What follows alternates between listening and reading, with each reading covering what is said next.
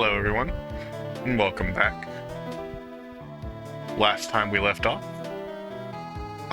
we beat Commander Jupiter inside the Galactic Headquarters. We've also beaten Gardenia and Rourke, and we're going to head down to Hearthhome City to take on Fantina. Also, just a quick update for you guys. I will be shortening the length of my streams from here on out. Instead of doing 4-hour streams, I'm going to do some 3-hour streams instead, because the videos take a lot longer than I anticipated to upload to YouTube, and I like to make sure that my videos are uploaded before I go to bed. So, for that reason, we'll have slightly shorter streams, but I promise you, the content will not suffer.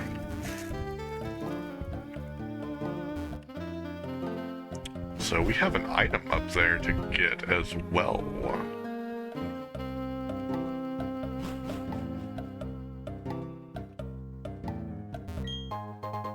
Like speed.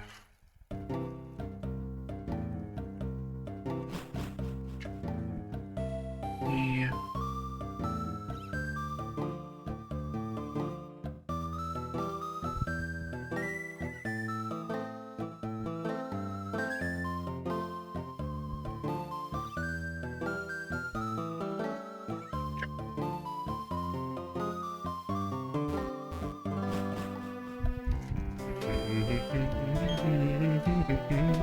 Did I get the thief TM walls up here? That's going to be important for later. Looks like I did. Okay.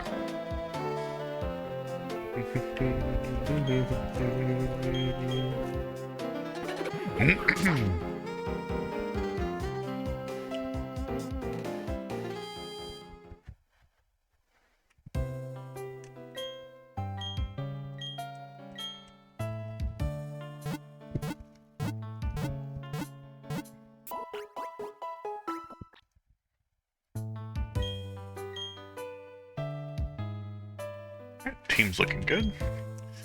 Let's go ahead and make a couple of moves here.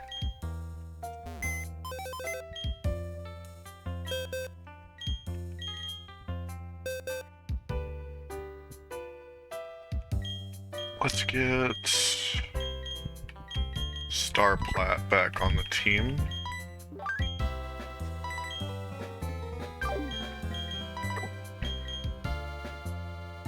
Actually,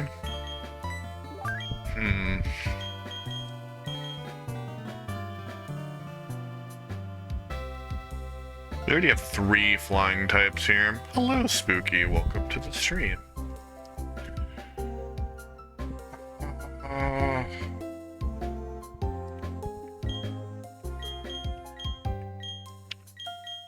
I feel like with 3 flying types, we're doing too much. Let's go ahead and actually put Star Plat back in the box.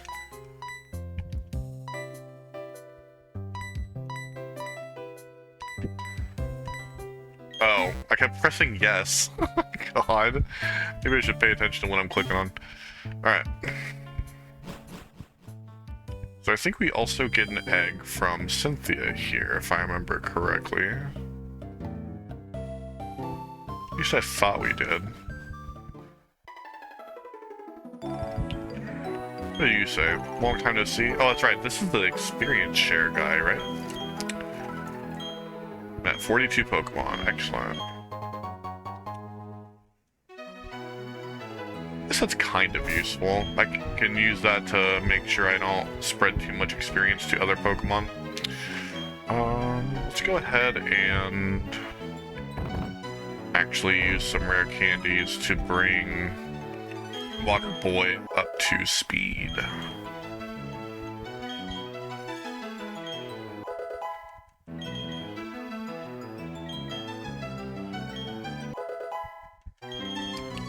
Aqua Jet, that's very nice.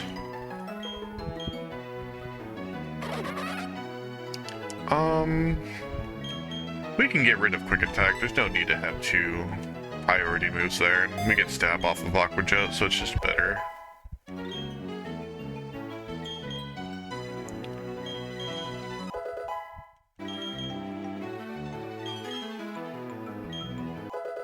Oh, that's right. We need to stop by the cyclist's house. I didn't do that at the end of last stream. I forgot. He has to thank us properly for saving his butt from Commander Jupiter. Oh, there's Cynthia. This music seems like it would play on a bright early morning while I'm out tending to my cattle and chickens before checking on the crops and getting ready for a day of rootin' tootin' saloon hopping. And just like that, we're burning daylight. Welcome to the stream, Close. Nice to have you here, man. I wanted you to have this Pokemon egg. I sure do. Aww. How nice of Cynthia to just wait patiently while I go deposit a Pokemon. That's going to be our Togepi egg, and because we play with a gift clause, this isn't going to count towards any of our encounters. We get this for free. But I need to make room for it. Let's go ahead and take out Geodude just for right now. Because I'm not going to hatch this egg right now. No, get me out of here. Okay.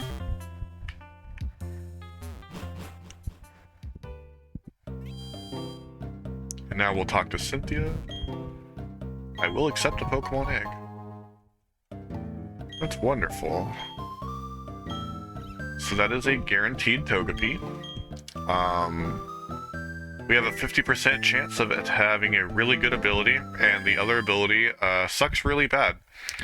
Because it can either get Serene Grace, which doubles the likelihood of any effect from a move happening, and Hustle, which cuts our accuracy by a decent amount, and boosts our attack, which Togekiss is a special attacker anyway. So it's completely wasted on it. Second here. And let's go ahead and talk to the Cycle Man.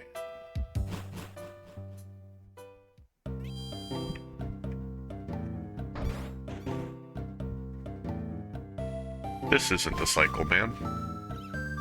Where was his house? Oh, duh. Probably like right down here where the cycles are at. Imagine that. Thanks for rescuing me. This is something to show my thanks. It's the latest model bicycle. You must take it. I insist. It's the latest model, so I'll read the operating manual to you. Press the B button to shift up or down. In third gear, you can't go all that fast, but it's easier to control. In fourth gear, it gets harder to steer and stop, but it's fast, really. Cool. So let's go ahead and register the bike. Register. And let's keep it going.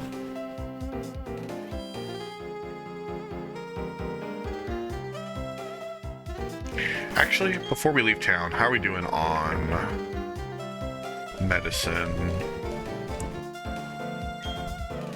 There's a way to move items in the bag.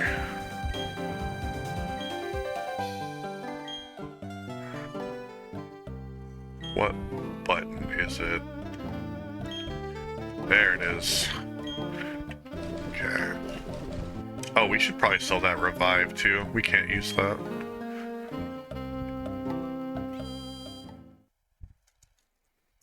Yeah, I'd say that's an accurate summation of Gear 3 and 4 Luffy. Just wait till we get a Gear 5. That'll be exciting. So... get rid of Revive. And then we can't use battle items, so let's get rid of those. Ooh.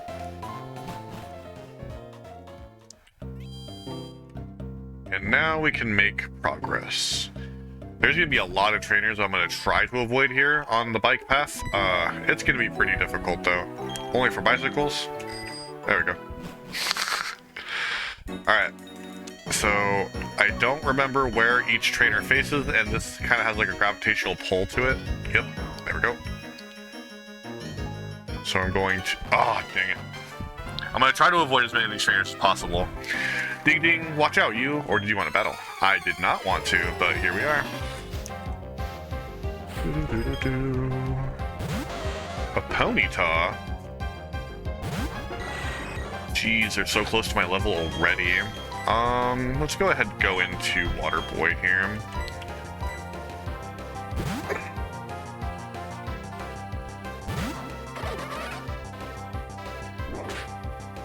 Stomp, 60 into 30. So, my god, that's a lot of damage. Good lord. Let's go into Mavis. We're dead to a crit.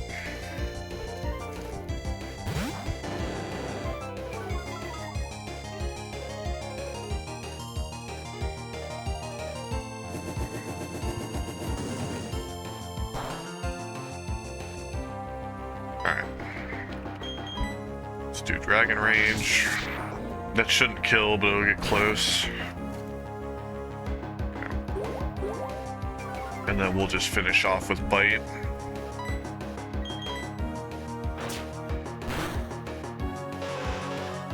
Dang, that was crazy. That stomp did so much damage.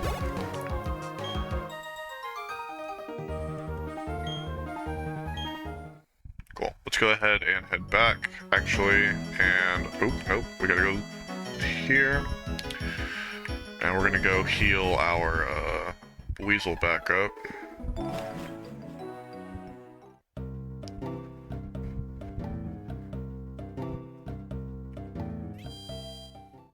Mavis to Gyarados, yeah, it's pretty pog, right?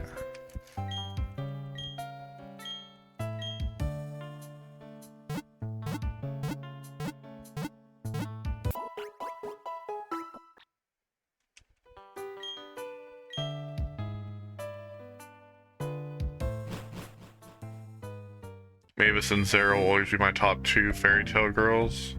Oh, Zero was her friend, right? I was like trying to remember. It's been so long.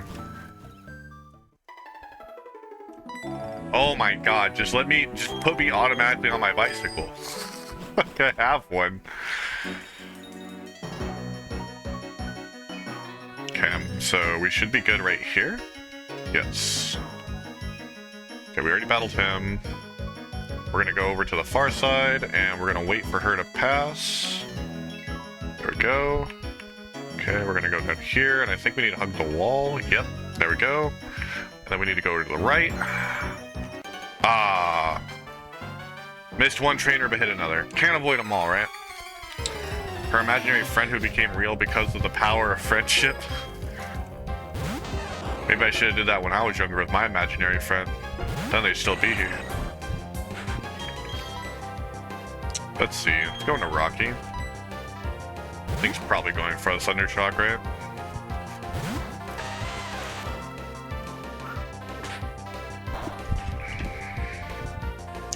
Big damage.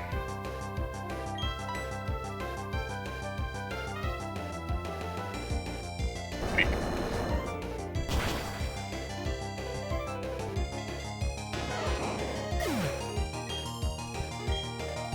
Gage used to have an imaginary friend named Steven. To this day, he denies any involvement with Steven. He's probably just ashamed, because he probably thinks that, like, it wasn't very cool of him to have an imaginary friend. But, like, we all go through that phase. Like, it's fine. Can I get a flag for my bicycle, please? Yeah. Thanks for the flag. It's okay, Gage. Steven existed in your heart, and that's what matters.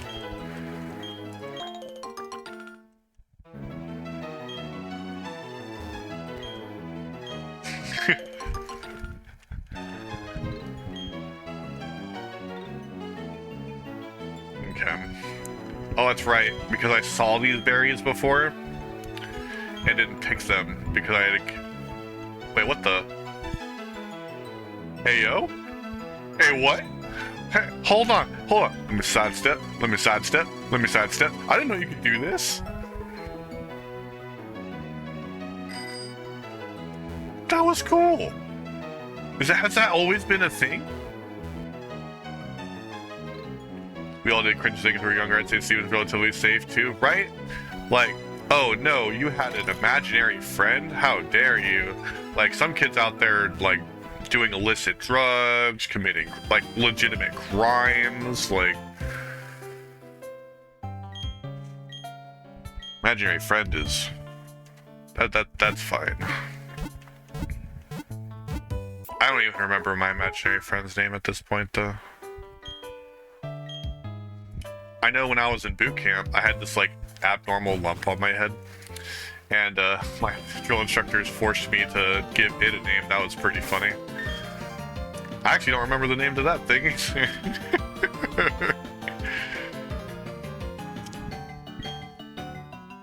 Nope. Wait, I know that one. Wait, the name to the mole on my head? Do you actually remember that? I feel like the name's on the tip of my tongue. Alright, you get back to me when you figure it out.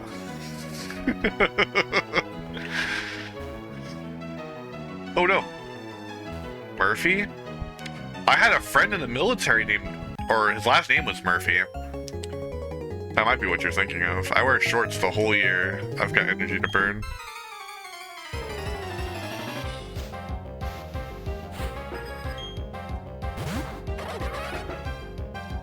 Weasel.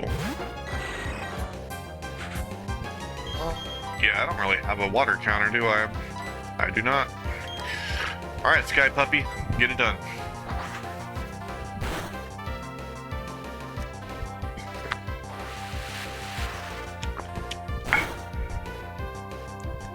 Not bad, not bad. Might go for priority here. Nope.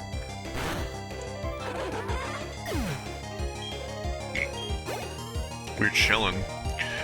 This dude brags about his shorts the same way Gage goes, watch this, and then does a half-ass somersault on the couch. Hey, that's the best damn somersault you've ever seen, though, right? That's what you tell him, right? We encourage.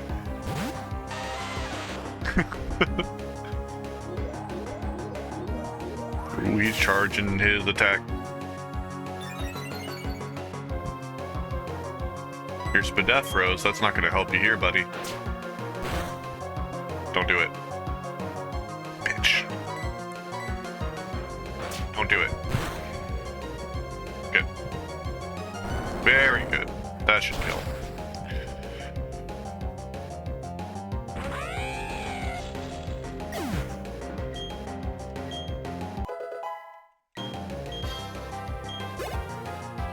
On occasion, he actually unleashes some insane acrobatic feat, but most of it is the typical watch this we all did. What do I want to do here against this Gligar? Don't really have an Ice-type Pokemon. Guess when in doubt, we can just go into Mavis. Give it an Intimidate drop. Oh, it has Hyper Cutter. Fuck me then, right? Alright. Dragon Range.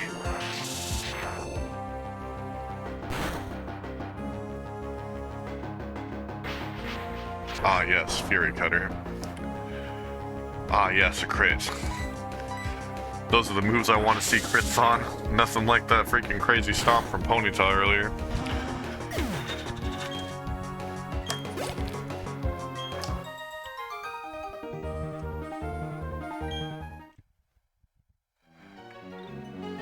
How are my Pokemon doing in terms of health?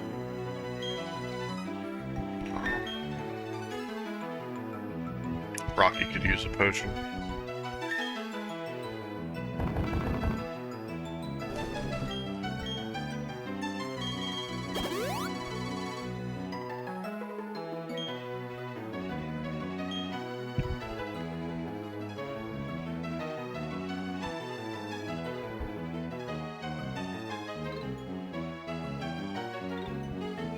Do it.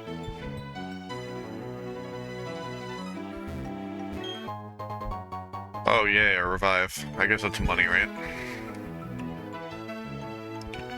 Do it. Do it. You.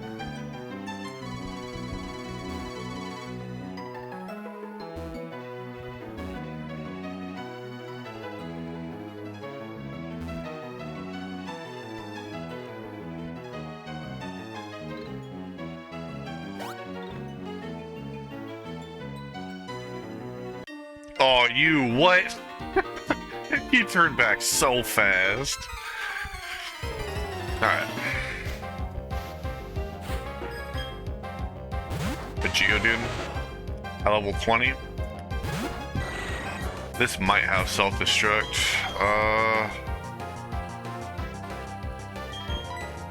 Hopefully it doesn't. Go into Water Boy. Rock Polish.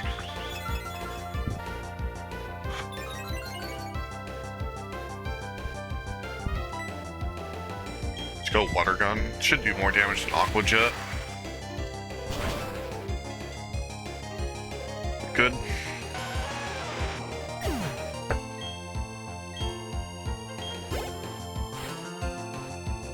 Nose Pass. Does this thing have electric type moves? I don't think so.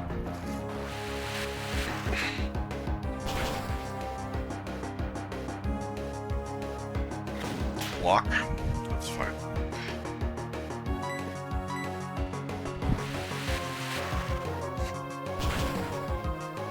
Nice.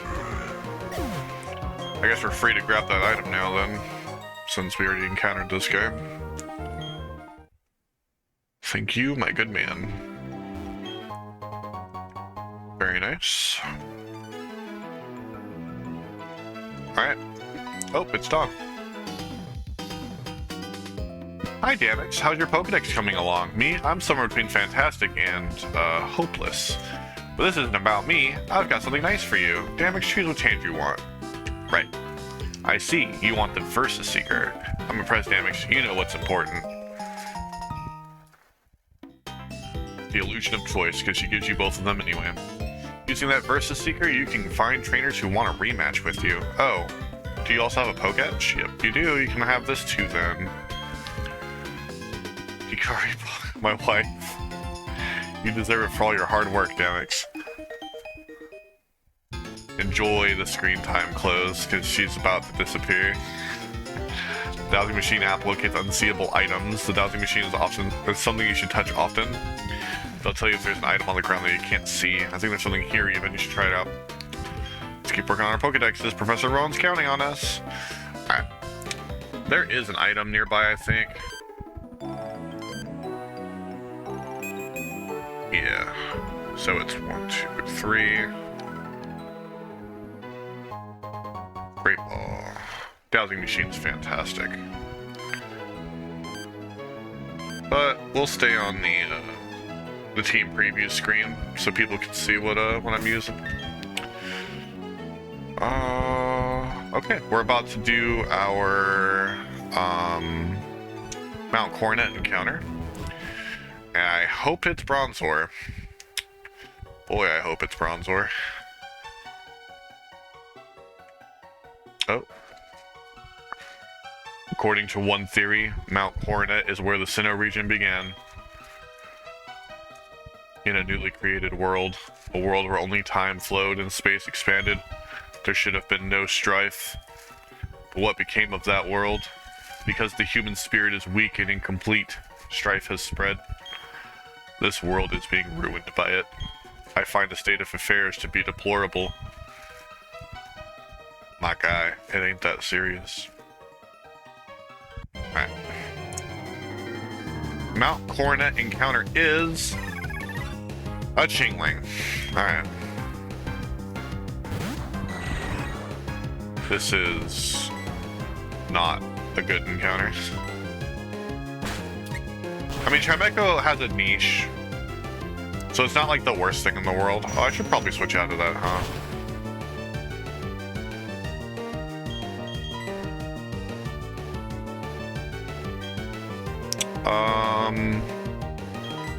Let's switch into Taro. I don't think there's anything that Chingling can do to it.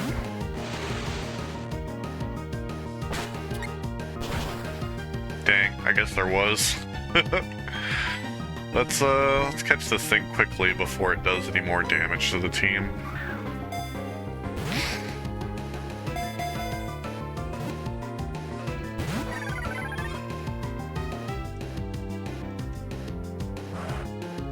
Uproar.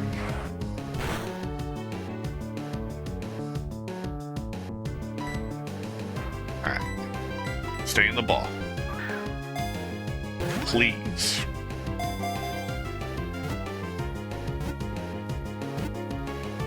Alrighty. We've got a Chingling. Chat, if you got a nickname idea, put it down now. Chingling's data was added to the Pokedex.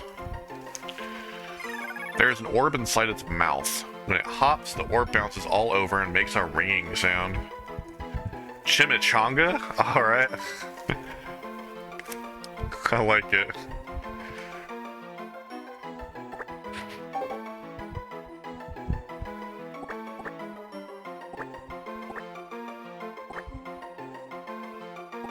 Oh, is it not gonna fit? Man.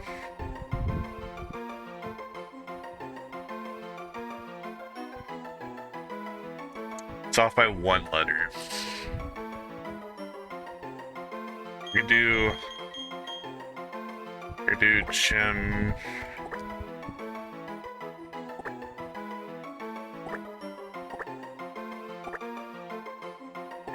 We do that. Skip the I. People aren't gonna know what that is. Chimichanga. Alright, let me update my routing. Mount coordinates. Chingling.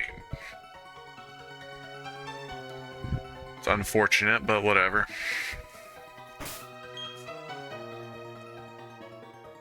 Like, this game really doesn't want me to get Gibble. Let's go ahead and Rock Smash here. Now that I don't have to worry about my encounters.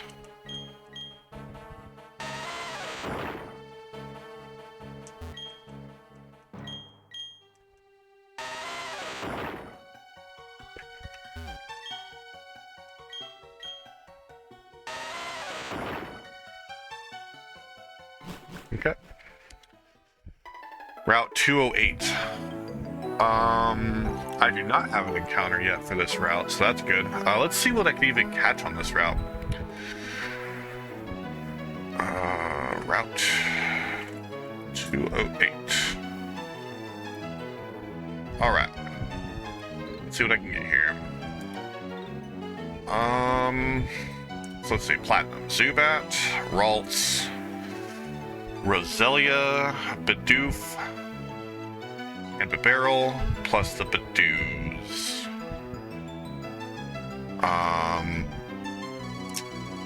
So Bidoos at 20%, Bidoof's at 20%, but we already have that. Ralts is 15%, so is Roselia. Okay, so it looks like it's either going to be Ralts, Roselia, or Bidoo. I honestly wouldn't mind getting a grass encounter here, so hopefully I can get the Roselia. Turn. Do it. Turn. Yes. I think this is a mandatory battle, right? Oh, I figured there would be an item there. Yeah, I am gonna have to go this way. Let me sneak past this guy again. Nice. What is your pattern? Okay. It's easy enough to avoid. And another Great Ball. Nice. Actually, we should probably give Golbat a potion.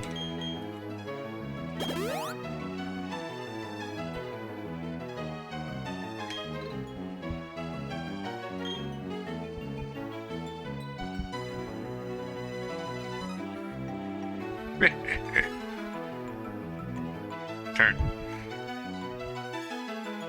Do it again.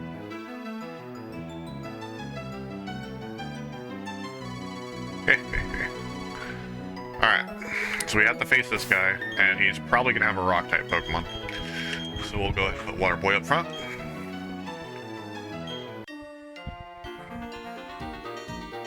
Gahahaha, you're just a little kid. How you're supposed to be a big man like me? That hiker NPC is the protagonist with so much Pokemon. Oh my god. No. The one that I was dodging? There's no freaking way, dude.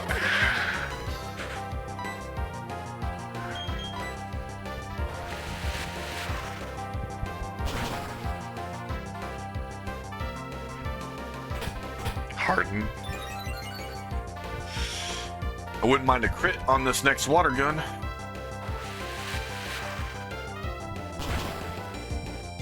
Nope. Okay. Ah, yes, block. He perfectly fits the ugly archetype, so I guess that's why he's so heavily utilized. Oh my god. Hey, you there. You want to see my Onyx? I can only imagine, dude. Oh my, a big man like me got schooled. Sure did. Rock Smash, we can get this item. I don't even remember what this is. Ether, that's not bad. Okay, so we get an encounter here.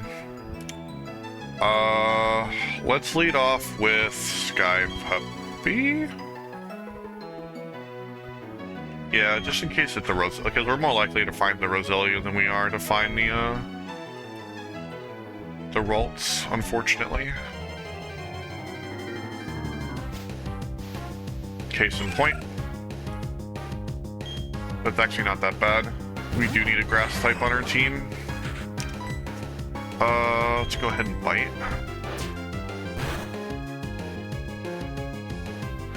And this is good too that we got the Roselia, not the Badoo, because then we don't have to worry about like the friendship evolution. Because if we got Badoo, we would never be able to evolve it at night.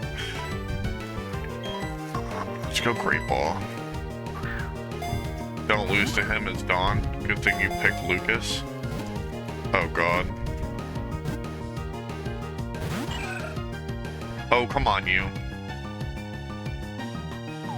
Leech Seed. It's great that you have that, but why'd you have to use that now?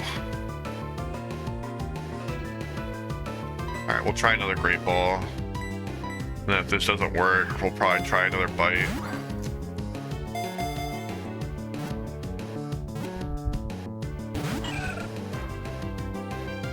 Okay. I'm already Leech Seeded, buddy.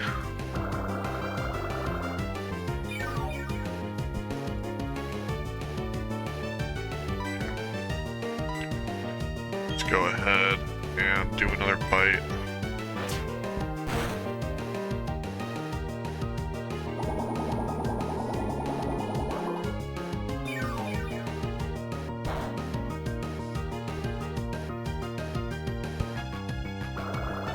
Dang, this is kind of messing me up, yeah? I'll go for one more Great Ball and then I need to switch out.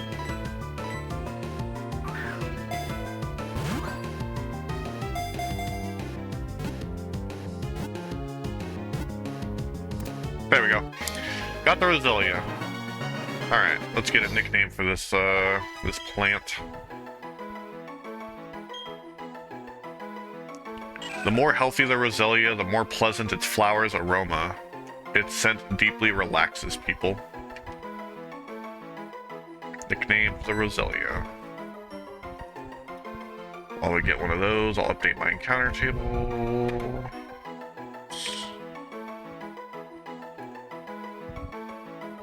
Route 208.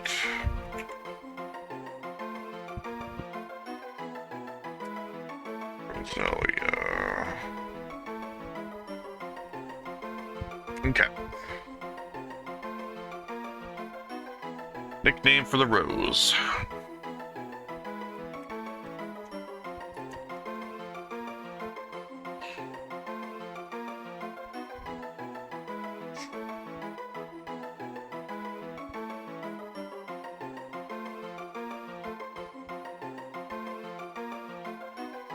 Super Saiyan Rose Poggers. Oh, that's definitely not gonna fit.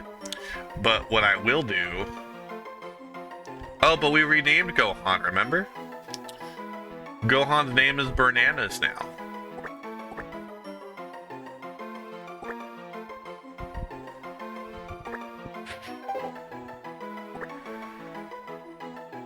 Bananas. Alright, so SS Rose. That makes her sound a bit more like a ship than a Super Saiyan, but we'll know what it means. Alright, let's go ahead and... Is there any more mandatory encounters on this route? I don't think so.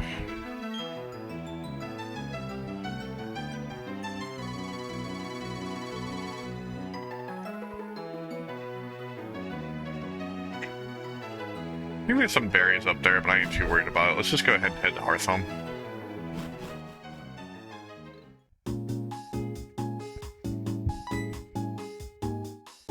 Oh, runaway Baneri. Oh, thank goodness that you happened to be there. If you weren't for you, who knows how far my Baneri could have run. Baby Baneri, back into the Pokeball you go. I'm Kira. I'm a Pokemon contest judge. Be sure to drop by the contest hall so I can thank you properly. Actually, I think, there's a battle with Barry here, right? I can't remember if it's as you enter the town, though, or as you exit it. But just in case, I'm going to use some potions on my Golbat. I don't want to be caught off guard. And he always leads with that bird. So, just in case, we'll put Rocky up front, too. Because it might be as you enter the town he battles you. Oh, okay. It must be as you leave, then. Okay. This is not the right house. Actually, I need to go to the Pokemon Center really quick. Where is the Pokemon Center? Hello? There it is.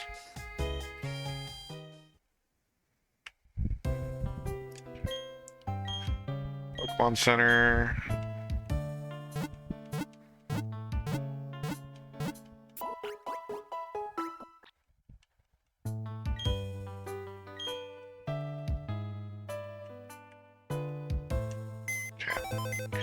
And then we're gonna make space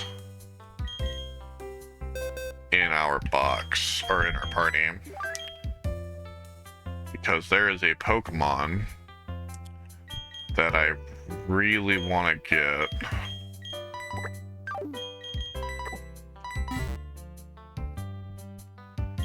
In this town.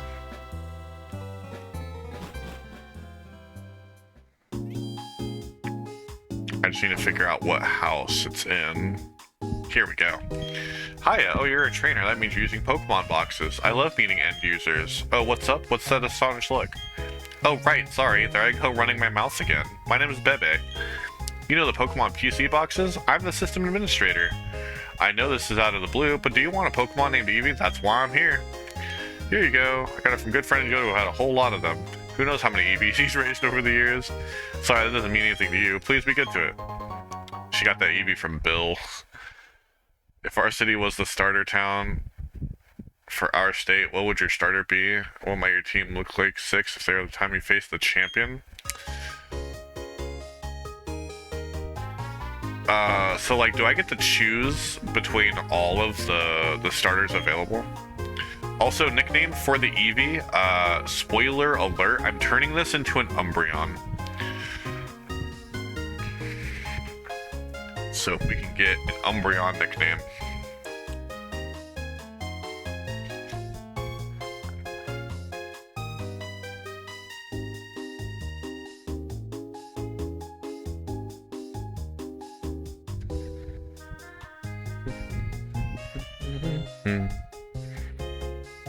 Also, in terms of what my starter would be, if I could choose between any of the starters, it would probably be Froakie.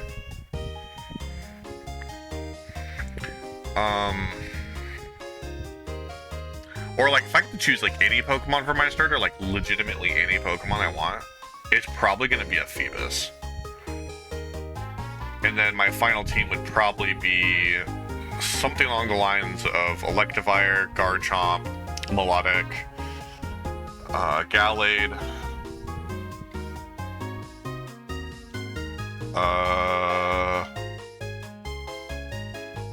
Togekiss, and probably Metagross. Name him Sasuke, so end up being dark and edgy. I like it. Sasuke! That means we have to get a Naruto eventually. Sasuke. I always forget how to spell his name. Electivire is a super unique pick. Yeah, Electivire is one of my favorite Pokemon. Fun fact, actually, in my Pokemon Infinite playthrough, I traded with an NPC for one of his, like, an Elekid that he had, and he ended up giving me a shiny Elekid, which I don't even think was guaranteed. So that was really cool.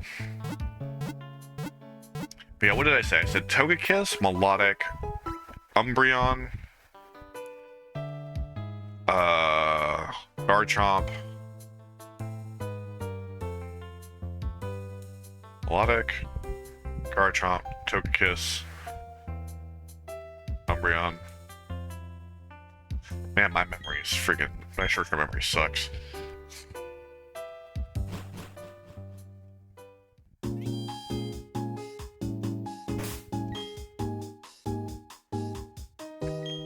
Alright. So you're level 20. Party nature is okay. Let's go ahead. And we're going to do the extremely boring process of riding my bike around, like, a lot. Because I need to get this thing's friendship value up, and it's going to take a minute.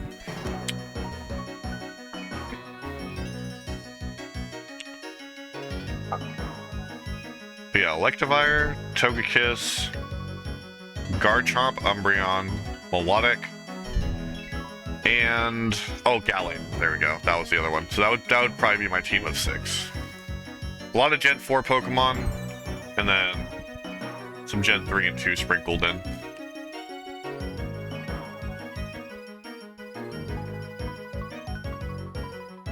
Links are sparingly allowed in here, right? Yes, links are allowed by myself or moderators. Since you're a moderator, you can feel free to post links. Just make sure that they do not violate TOS. But you know that.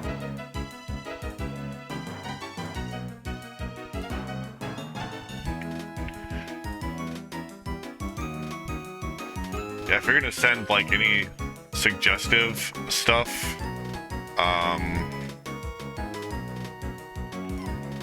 make sure it gets sent to like as a whisper. You can just like text me since you have my number. Flip this out at some point. What is that? I'll say we got a little bit of time while I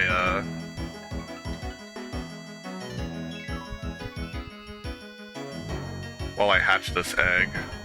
Oh, this is like a pick your favorites chart? That's really cool.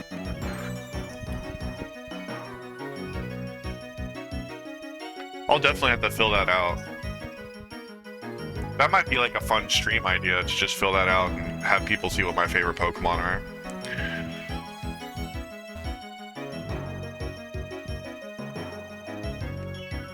Yeah, good stream content.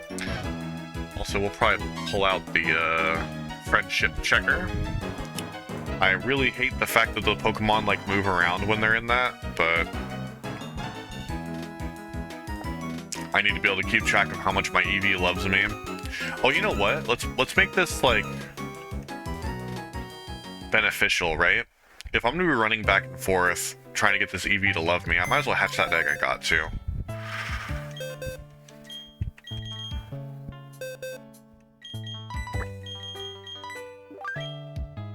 And I guess it doesn't really matter who we take out, but we'll put him there.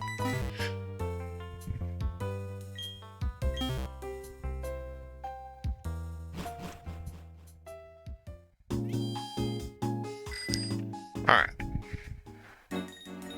Oh, I should also notate that, I should have like a separate section for the gift Pokemon.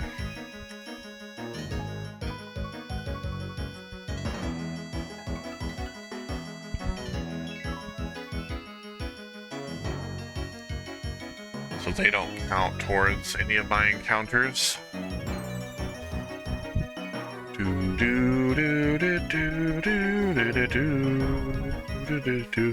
So like on that chart, I'm assuming like if you already have one Pokemon, it's like a favorite in one type, you don't traditionally pick the same Pokemon over again.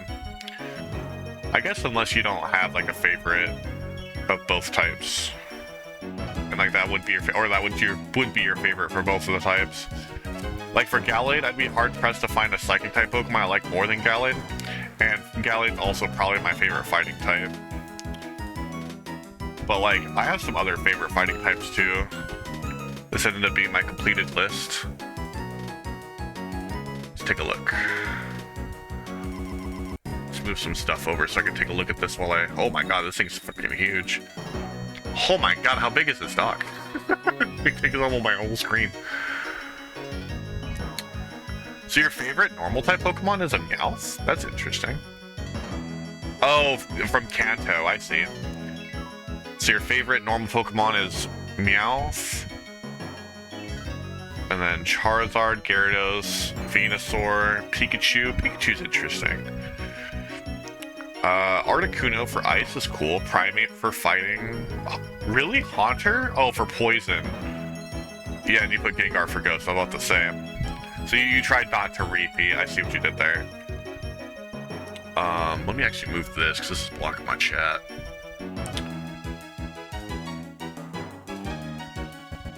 There we go.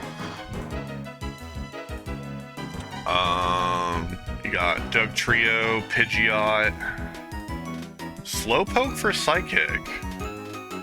Interesting. So like, you don't actually like Slowbro or Slowking, or are they somewhere else on the chart? They might be somewhere else on the chart. I actually prefer Haunter over Gengar in an overall sense, haha, but yeah, diversity reasons. Nice, very nice. Then you got Scyther for Bug. Oh, that's right, it's Gen 1. Interesting, you got Rhyhorn instead of Rhydon for Rock types. I like it. And then Dragonite for the Dragon. I mean, you only got 3 choices there. Dark. You got Missing No for Dark? Wait, Missing No's not a Dark type? Oh, you put that there because there is no Dark types. I see what you did. Steel, Magnemite, you only have 2 choices there. Fairy, Mr. Mime. Favorite starter. Interesting. So you're... Oh, I see. Yeah, Charizard's your favorite fire type. It only lets you pick Missing No for that. What does that say? Dude, I can't even see that. With the Mega Charizard X, it says something. I'm assuming it's like favorite Mega. Favorite Legends Mewtwo. Your overall favorite's Gengar. Oh, gimmick form? Oh, okay. I'm really interested in your Gen 2 list. Apom for normal. Typhlosion, fire. Suicune, water. Celebi, grass.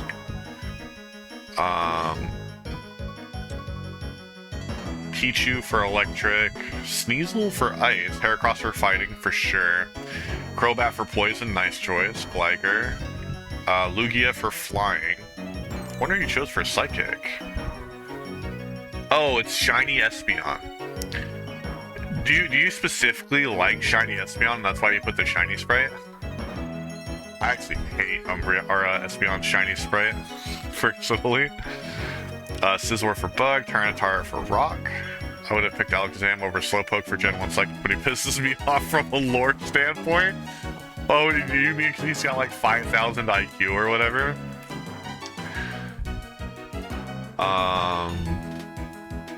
Mischievous. Yeah, I'm gonna say everybody's favorite ghost from Gen 2 is Mischievous. It has to be. Oh, there goes. Yeah, because I have the Shiny Boy as the main and Legends are... Oh, okay, I see. And then you've got Umbreon for Dark, and I think that's the... Yeah, that's the Shiny Sprite, alright. Based Umbreon Enjoyer.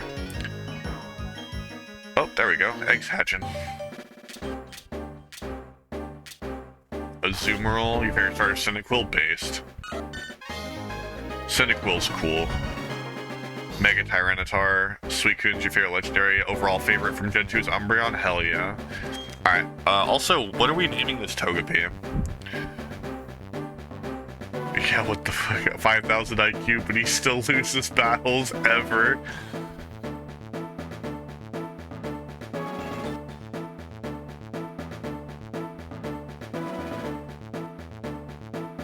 Like, if you have an IQ of 5,000, you should be able to come up with methods of winning that the opponent couldn't even conceive of. Facts, dude.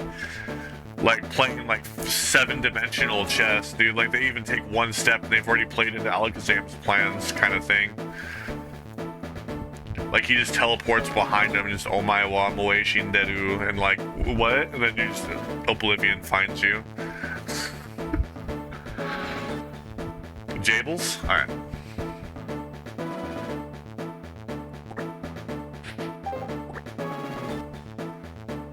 He was hungry for the rock.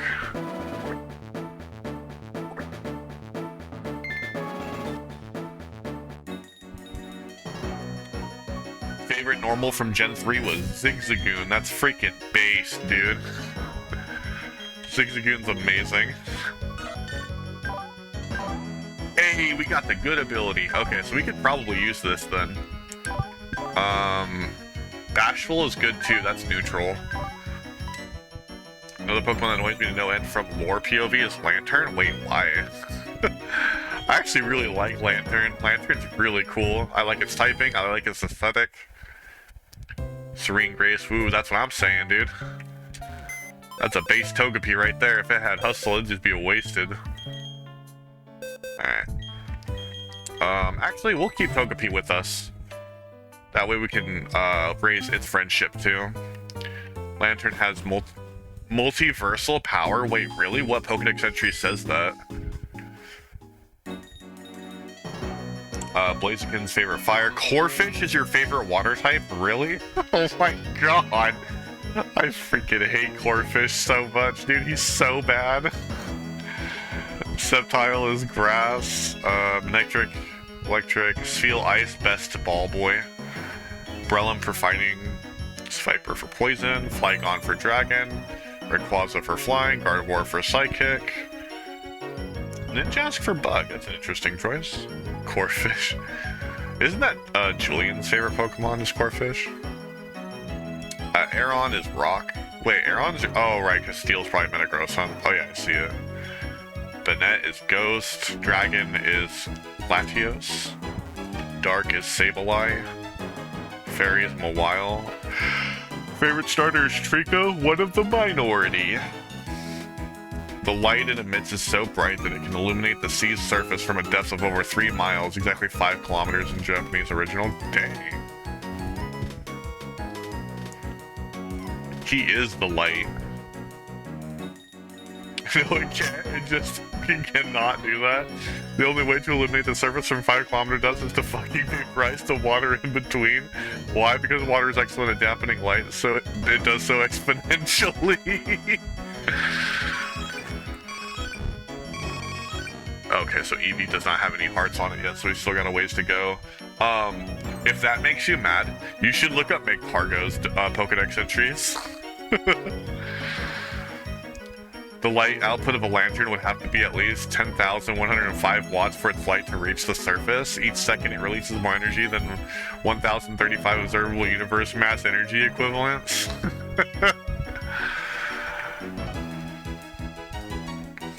Man, maybe the Pokemon world just has physics in a different way, you know? But yeah, read Magcargo's entries. This is obviously not true. It cannot be true because the Pokemon universe hasn't turned into a universal-sized black hole yet. Well, speaking of black holes, have you looked up Gardevoir's Pokedex entries? There's one where it specifically says it creates small black holes. Like, Gardevoir's stupid OP.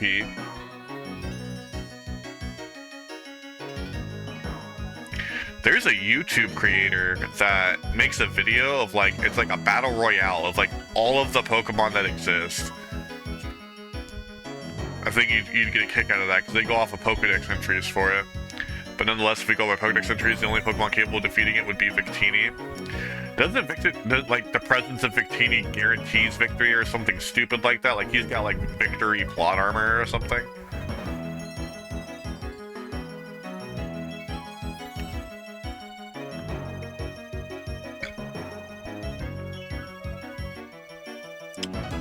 Anyway, let's look at the rest of this list.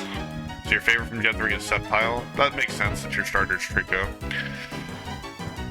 Arceus is your favorite normal type. Purest, who doesn't like God. Infernape for fire. Rotom Wash for water. Leafeon for grass, Rotom for electric, Glaceon for ice, Lucario for fighting, Shiny Skuntank for poison. You have a soft spot for Skuntank, I'm assuming. Gliscor for ground, Honchkrow for flying, Gallade for psychic, Skorupi for bug. Interesting. Rhyperior for rock, Frostlass for ghost, Garchomp for dragon, Weavile for dark, Shiny Empoleon for steel, Togekiss for fairy, so your starter Piplup. Nice. Yeah, the catch is that it has to have a trainer. As long as that condition is met, it always wins. That's probably why it doesn't win the Battle Royale in that video I'm talking about. All the shinies are shinies I have that were in the main partners and playthroughs. I see. So you got like like even more of a soft spot for him. You had a shiny Empoleon. Did you like reset for a shiny Piplup or something? Also, I think you used the shiny sprite for Togekiss as well, because it looks more yellow.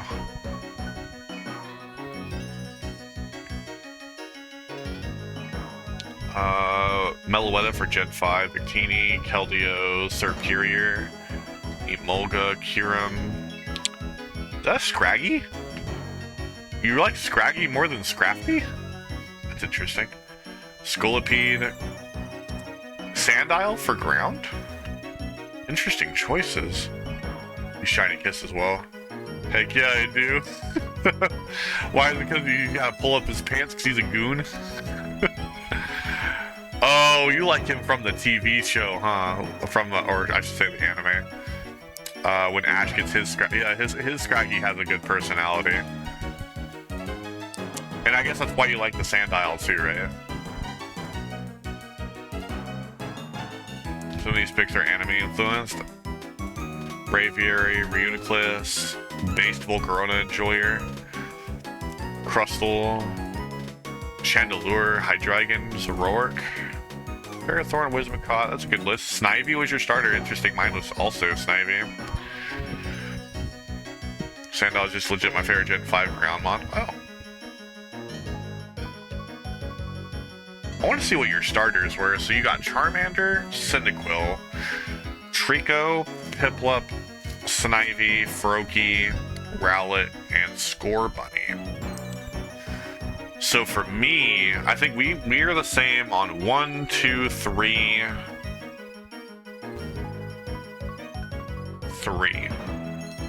We have the same Gen 2, Gen 4, and Gen 5 starters. Because I go based off the starter that I first picked ever for that playthrough. So mine is Squirtle, Cyndaquil, Mudkip, Piplup, Snivy, Chespin, Poplio, and oh god, I already forgot the name of the starter. Inteleon, but like its basic form. I don't remember the name. Only Sobble, that's its name. Only shiny in there that I reset for is Trico, and he came out modest amazingly. Oh, I remember talking to you about that. Well, so you were on quite the journey to get that shiny Trico. How long did it take you? Is it not refreshing because I didn't go away from the page? Or does this thing still not like me? Oh my god.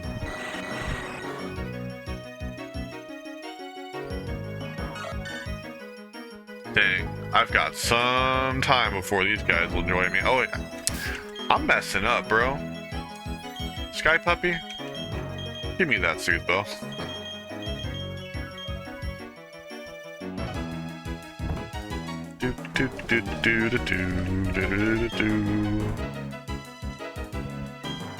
I hate friendship evolution so much, but sometimes you gotta do what you gotta do. It took from about 1 week of Gage being here for summer to the morning before he left, about 3 months. Oh dang. We have starters in common, yippee, hell yeah. Although if I could go back and redo it, like in terms of like how I like them now, as opposed to how I felt about them back then, Gen 1 would still be Squirtle. Gen 2 would still be Cyndaquil. Gen 3, it's really tough for me. I like all three of them, but I think Mudkip still edges them out by a little bit. Gen 4 would be Chimchar. I was really excited to finally choose a Penguin starter for Gen 4, but to me personally, like, Empoleon was kind of lackluster. Oh, so you did it based off of your favorites as of now? Gen 5 is definitely Oshawott for me. Like, Snivy's cool, but like, I don't know. Something about the Samurai Otter just speaks to me now. For Gen 6, definitely Froakie.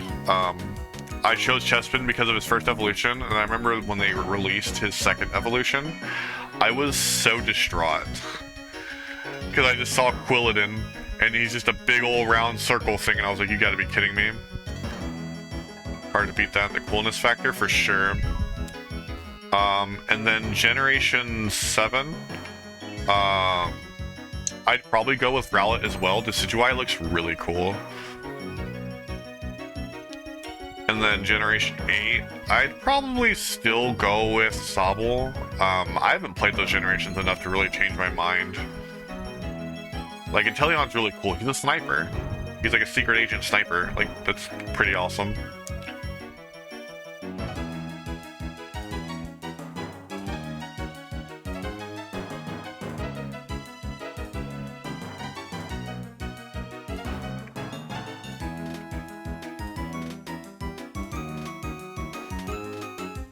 Do you love me yet, son? Nope. Gotta try harder. Wait, did I give him the suit, though? Yeah, I'm pretty sure I did. He doesn't even want him.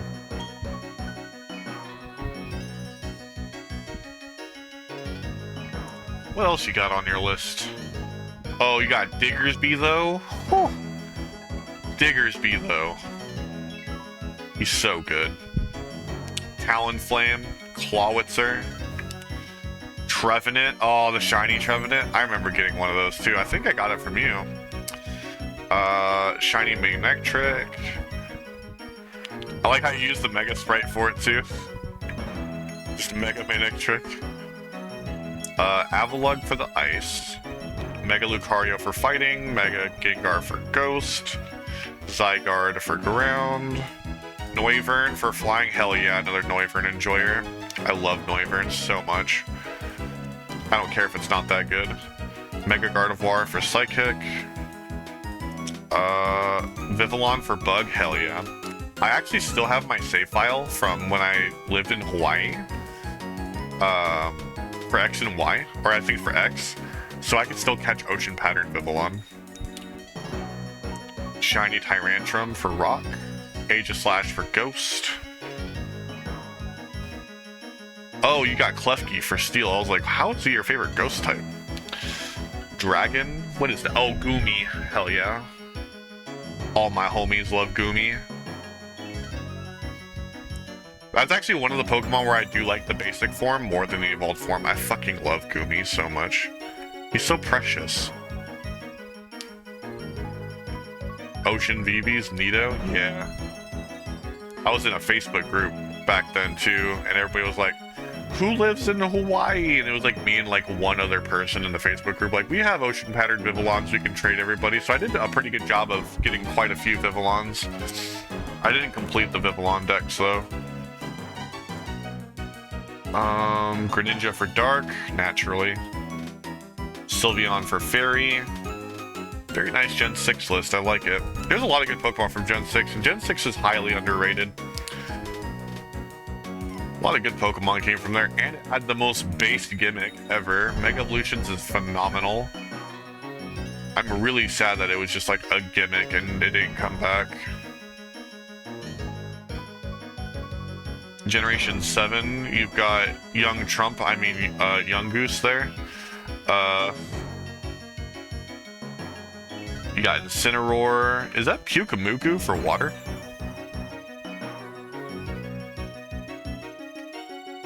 Kind of hard to see the sprite, but it looks like Pyukumuku. Decidueye. Who is that? One of the Tapus. I don't remember the Tapu names. Heck yeah, it is. Alolan Ninetales is a base choice. Alolan Ninetales is beautiful. Tapu Koko. Okay. I know Tapu Fini, because I just caught one in Pokemon Go. And Tapu Bulu is like the wood one. Those are the only ones I know. Then you got for a Brawler, Toxapex. Who is that? Oh, Alolan Dugtrio. Rowlet for flying. Alolan Raichu. Buzzswole for bug. That's good. Lycanroc for rock. Oh, I forget that thing's name. The Deluge or whatever. I forget. The little anchor guy. Or the big anchor guy, because he's big. Alolan Executor. Alolan Meowth. And then Solgaleo, Mimikyu. Yeah. Delmise, that's the name. That guy was hard as hell to find. If I remember correctly, he was like a 1% counter rate on like one route. Remember, it was a pain in the butt trying to find him for the Pokedex. And then Gen 8. I didn't play Legends Arceus, so a lot of those Pokemon are definitely going to be lost on me. Let's see if I can get them though. Oh, right off the bat, I don't know. Oh wait, that's Hisui and Zorua, right? And then that's Hisui and Typhlosion. Oh, what's that thing's name? Dracovish, that's right. And then Electrode. Wait, that Electrode looks weird. Oh right, there's like Hisui and Electrode, right? And it's like made out of wood. Electric. Morpeko, nice. Mr. Rhyme, Surfetched. What the heck is that? Did Quillfish get an evolution? He's super cool too. His design is based on EQ-ER.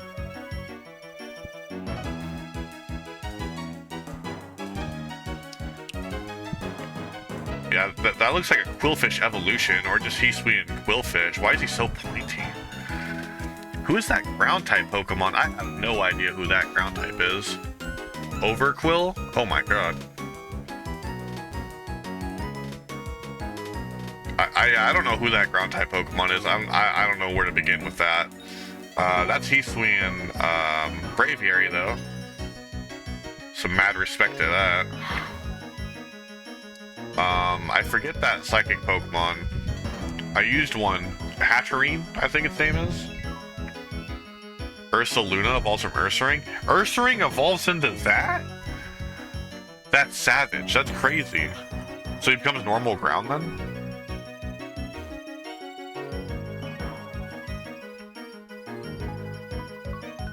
And is that Hisui and Braviary, or does it like evolve into that?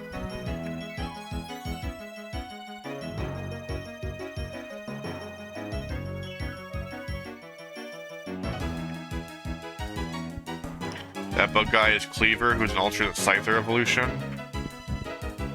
Oh dang, he looks freaking crazy. Is that like a split evolution? Kind of like how Slowpoke evolves into Slowbro and Slowking? Hisui and Braviary? Okay, so it's just a different form of it.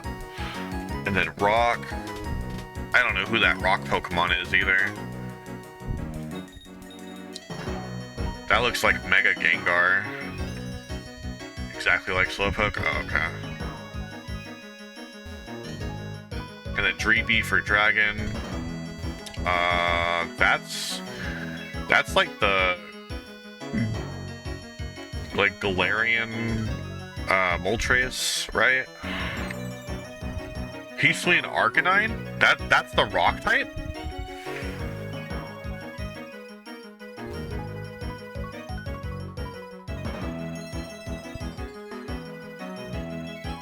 That's wild.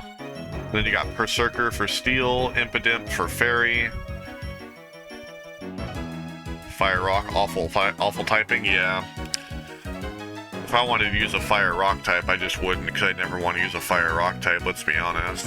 Like, dang, Arcanine got done dirty.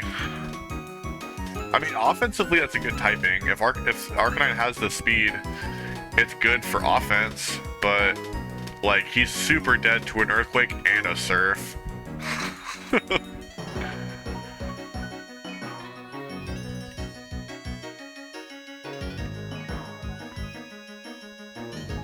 And then your favorite Mons across each type as a whole: Zigzagoon, Victini, Suicune, Sceptile, Manectric, Mr. Rhyme, Surfetch, Haunter, Sandile, Rayquaza, Gardevoir, Vivillon, Aeron, Gengar, Dragonite, Umbreon, Klefki, Togekiss. Trico's your favorite starter. I guess it makes sense because you were farming really hard to get that shiny. Mr. Rhyme is based. Mr. Rhyme is a pimp. How we doing on the friendship evolution? Oh my god. Do you seriously not love me? God. How long is it gonna take this thing to freaking care about me?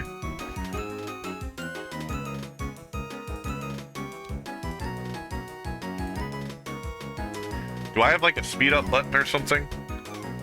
I don't think I do.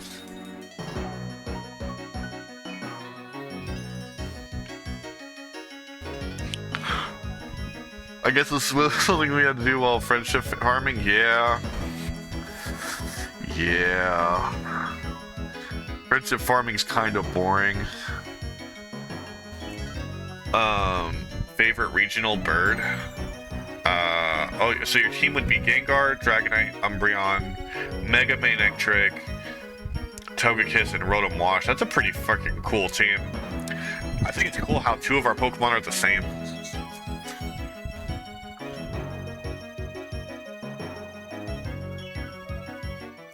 Favorite regional bird is, I forget that thing's name.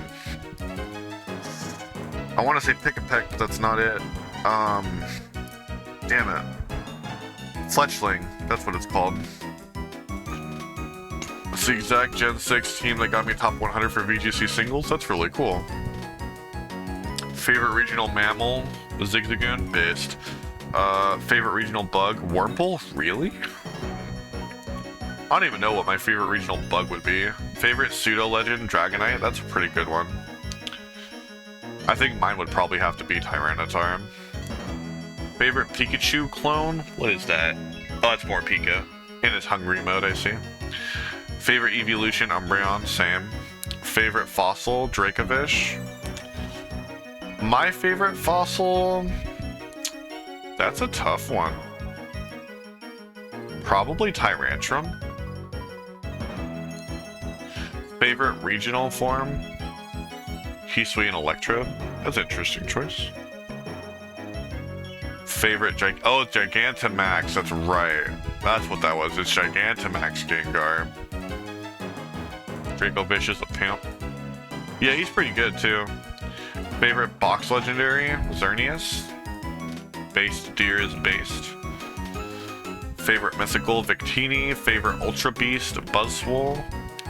Mine is, I forget his name. I think it's Guzzlord. He's like the big black pumpkin thing. He looks really cool. Favorite Paradox? Oh, that's the Suicune, right?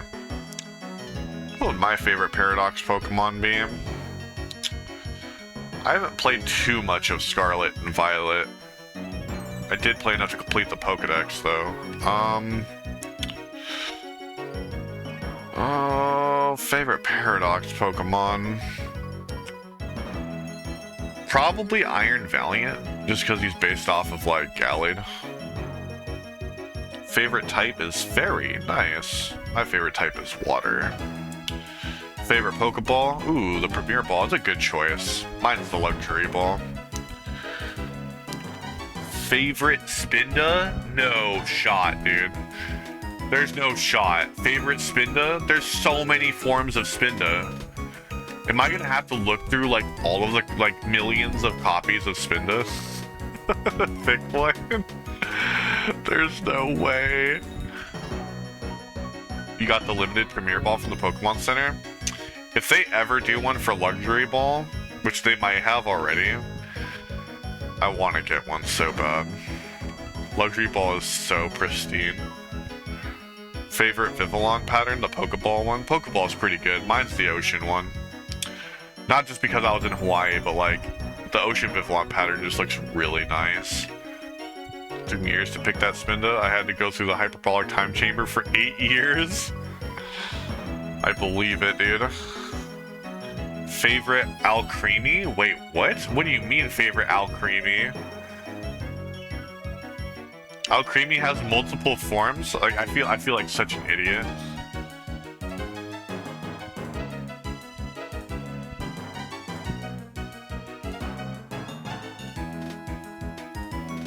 Alright, Eevee, how we doing? You love me yet? Do I have any vitamins I can shove up its butt? If you don't count Spinda, it has the most forms. Oh, like Alcremie does? Do I have any... I don't have anything to, like, give you. Do I have any friendship berries? Help. Friendship grinding takes forever and it sucks.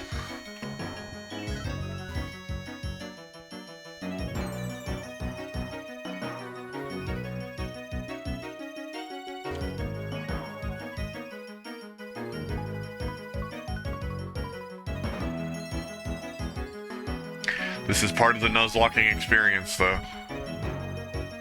Gotta get them steps in. Gotta get Eevee to love me.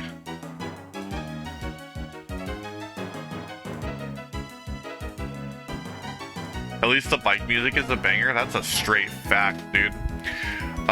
What was it? Me and Tapeworm were actually talking about it, too. I've entertained the idea, and obviously this would take a lot of time, like a lot of time, and I'd have to like learn coding.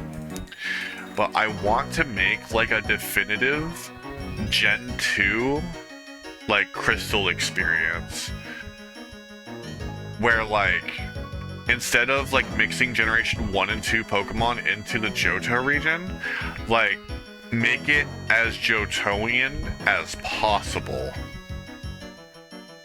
So like removing everything that wouldn't be like, that wouldn't necessarily make sense in Johto, like getting rid of the Pidgeys, the Rattatas, like Ekans, Arbok, like all that stuff, and only keeping Johto like Kanto Pokemon that would like make sense. Like keep Oddish because it evolves into Bellblossom, or keep the Bellsprouts because it's Sprout Tower, like stuff like that. And then giving buffs to Pokemon that severely needed to make them more viable, or that like Game Freak has acknowledged needed buffs by use of like evolutions through other games. So Pokemon like Corsola, or what's another good one, like Gligar or Sneasel, like giving them buffs. I like your idea, however, Rattata must stay, otherwise youngster Joey will shit himself. No, he'll just use a top percentage Sentret, it'll be funny. He's gonna have a top percentage Sentret, and he'll call you about his Sentret. How do I comment? There you go, that's how you comment. Welcome to the stream, Silent Tears. My Sentret has perfect IVs, that's what I'm saying, dude. It'd be like a callback to him saying that, like, you know, he's got, like, a perfect Sentret, or, like, a perfect Rattata, but it'd just be a Sentret instead.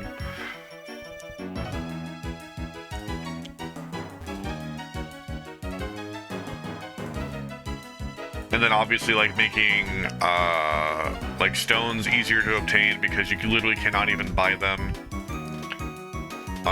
Changing some friendship evolutions to, like, stones or level evolutions because friendship... I mean, clearly I've been riding my bike around in a freaking circle for the past, like, half an hour. Friendship evolutions freaking suck. So, like, I would make it to where, like, Eevee evolves into Umbreon with Moonstone, Espeon with Sunstone. But like I said before, like I would need to learn how to code those games. But it is something I want to do because I think it'd be really fun. Since I have a huge soft spot for Gen 2.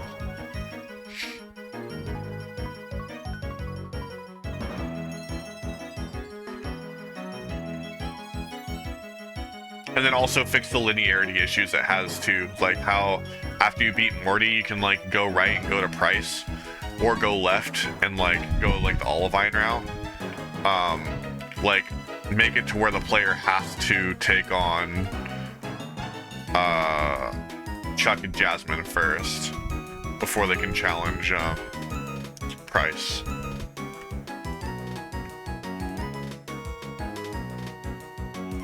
And then also fix the Rivals team, because I also feel like the Rival team in Generation 2 is really bad. Like the final time you face him before the Elite Four, he has like 3 unevolved Pokemon.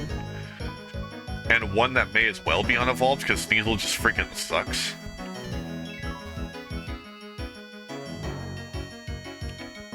Alright, how are you looking, Eevee? No, come back. Oh my god.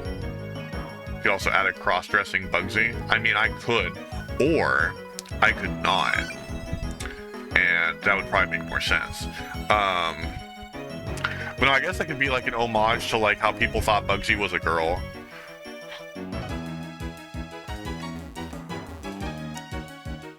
But then like that would be another thing too, is like modifying the gym leader's Pokemon, right? So like with Faulkner, for example, because we'd be getting rid of all the Pidgeys. Obviously he wouldn't have Pidgey or Pidgeotto. So like instead, you could give him like a Hoot. Plus, I think it'd be really neat to give him like a Natu. Just as like, you never really see Natu. Except for Will in the Elite Four with his Zatus. And then give him a Noctowl instead of a Pidgeotto. I like clothes. They're way more comfy for catching bugs in the forest. I like girl clothes. Okay, I see. Like them short shorts. And then like Bugsy would be really cool, right? Because you can institute like some really cool bug type evolutions that kind of fall off later on, but would make perfect sense to put them there. Like you could give Bugsy like you could work it with like Ledian, Ariados, and then maybe also evolve like the Scyther into a Scizor, which I don't think would be too big of an issue. Because you'd also have like fire type Pokemon like Slugma, possibly like Magby or like Houndour to catch before that to deal with it. Bugsy would totally say something like that.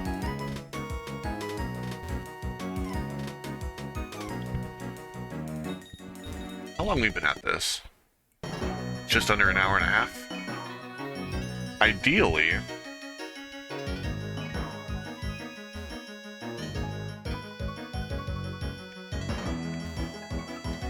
Okay. I want to check on Eevee. Come back down here, you little rascal. This friendship checker is so annoying. They have to wait for the Pokemon to, like, come down.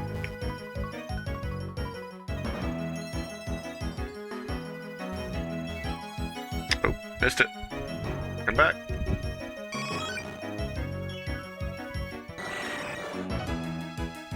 So I think Golbat's ready to evolve into Crobat, which is good. Togepi already kind of loves me. Eevee's kind of lagging it, though. I'm not doing anything different. Drink water? You're right. It's been a while since I drank some water. Thank you, Spooky.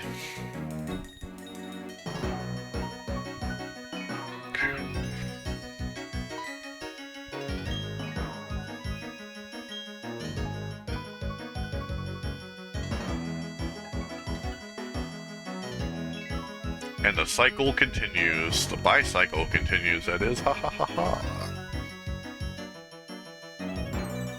What else would be good to change about Gen 2? Oh yeah, you could like... So what I was thinking too, right? Because like for Morty's gym, if you take out all the ghost type Pokemon, all you're left with is Mischievous. And the gym can't just be all Mischievouses, that'd be weird. So instead of making Morty a ghost type gym leader, you make him a dark type gym leader. Because that's, you know, spooky. It fits like the dark element of it. And you could like make other Pokemon get some good spotlight there too. Like you could put Murkrow in there. You could put like a Houndoom in there, Umbreon in there. Like, I know you have Karen for the Elite Four, but it could be like a little mini Karen.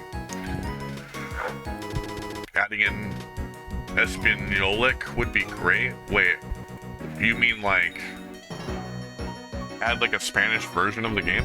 Or like just have some people speak Spanish?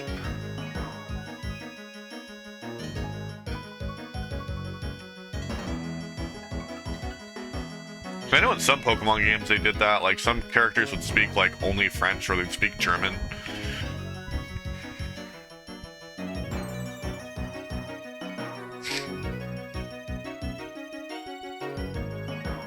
And then also too, like for Jasmine's team, like how she's taking care of that sick Ampharos in the lighthouse, like you bring the medicine and cure it, right?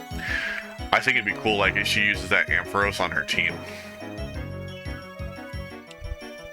And it could fit really well because you could give it like Rain Dance and Thunder, and then like she has the Magneton, which could use Thunder too, and then also Rain Dance lowers the Fire type attack damage as well, so it fits really well. Go ahead and drop a save too, because it's been a while. Espinolic is one of the Pokemon Chris created and added to his wall of originals. Oh no. I legit forgot that person existed.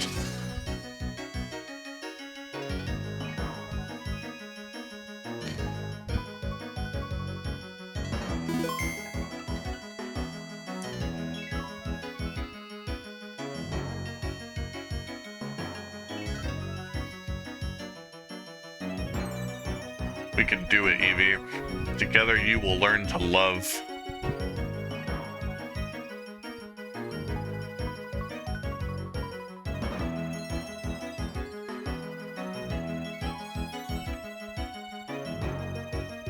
Oh yeah, and then like some other basic stuff too, like making trade evolutions possible by like making them level based as opposed to trade based. Like Pokemon that would evolve with like an item with trade, you can just like use the item as like a stone. Which I know a lot of ROM hackers do that in their own ROMs.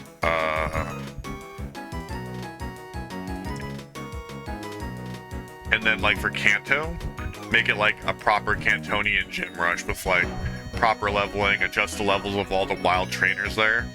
And then like as opposite to Johto, where there's like almost nothing but Johto Pokemon, in Kanto there'd be almost nothing but Kanto Pokemon. So a lot of those Pokemon you'd be seeing for the first time on your run through Kanto to make it feel like a more proper post-game event as opposed to what it currently is now.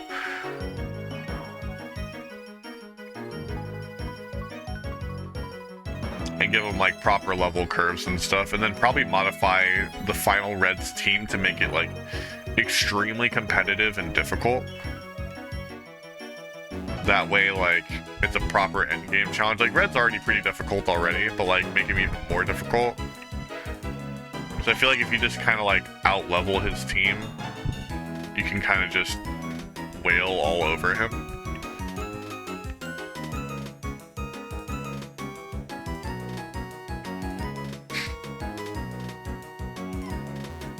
Alright, how we doing?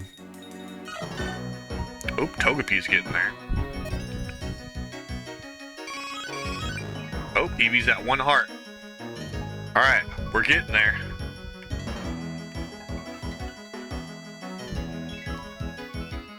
I would play the refined version of Gen 2 you propose. Yeah, I think it would be really cool.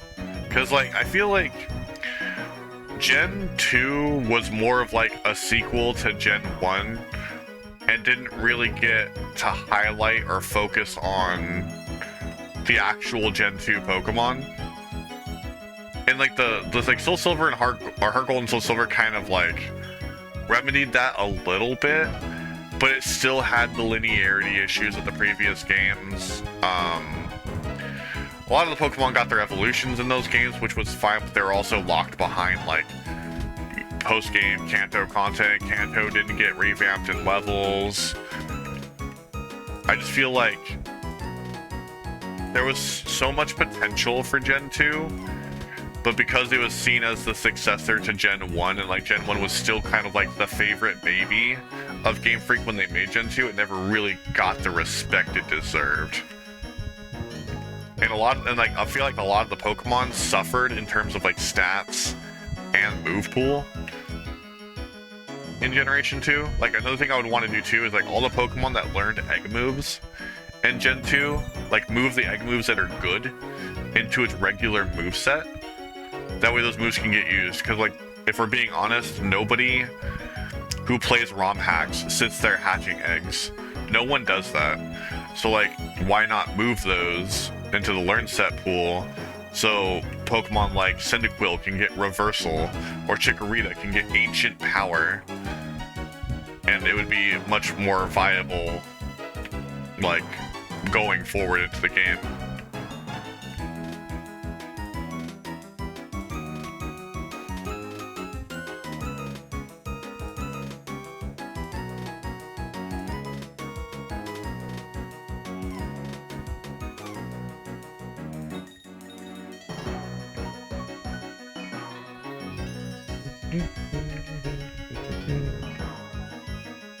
Yeah, there's like a lot of Pokemon that would need stat buffs in that game too. And then also like there's some Pokemon in that game that just like don't get any stat moves by level up, like Gligar. Gligar gets no flying type moves and no ground type moves via level up in that game. It's really dumb. Like why doesn't Gligar get Earthquake or at least like Dig? Like it's a sand scorpion. Like it should definitely have the power to dig on its own. And then maybe changing the way some moves work too. Like Razor Wind, for example. I've never understood why Razor Wind was a 2-turn move at the power level that it's at. That's really dumb.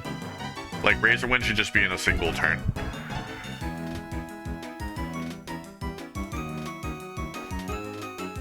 Or like how like Mega Drain and like Giga Drain, and then they remedied this in like future generations, how they're so weak and have low power points. Like just adjust those values, because that's just ridiculous.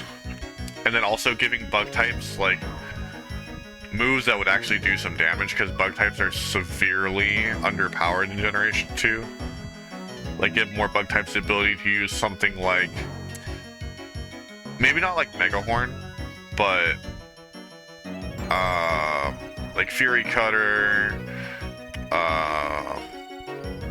Twin Needle, like maybe up the base power of like some moves like that to make certain Pokemon just like more viable. Still 1 heart. Hell, at this rate, I'm probably gonna have like a level 2 Togetic, which would be pretty funny.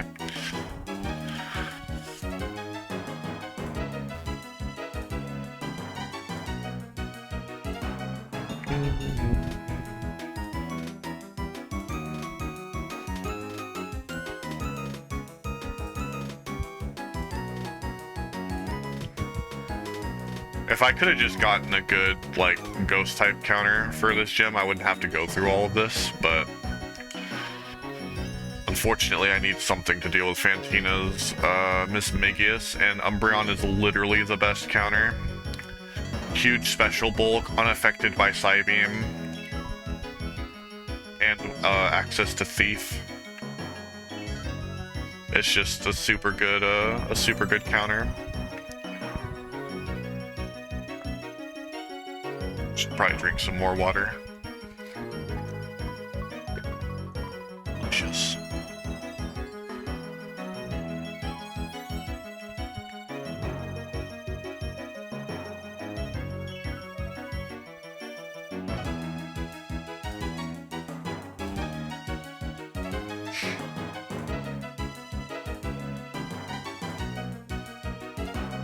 Doo-doo. like music is still a jam, it'll always be a bop.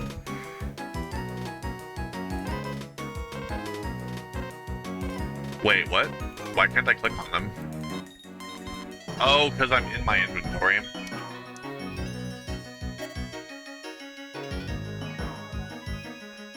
Come on. Still one heart. It's taking a while, but we're getting there.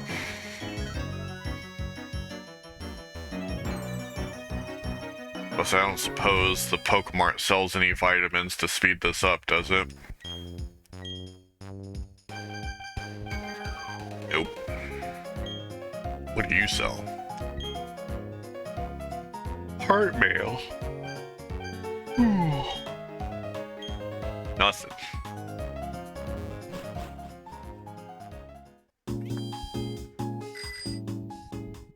Wee.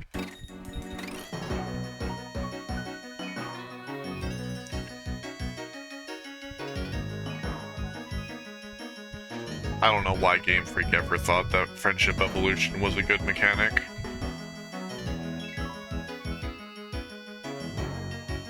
And also why they insisted on keeping it throughout the generations too. Like they're like, hey, no, like this actually is a good this is a good way to get people to bond with their Pokemon. Let's force them to ride a bicycle in circles for 2 hours. That sounds like a great idea.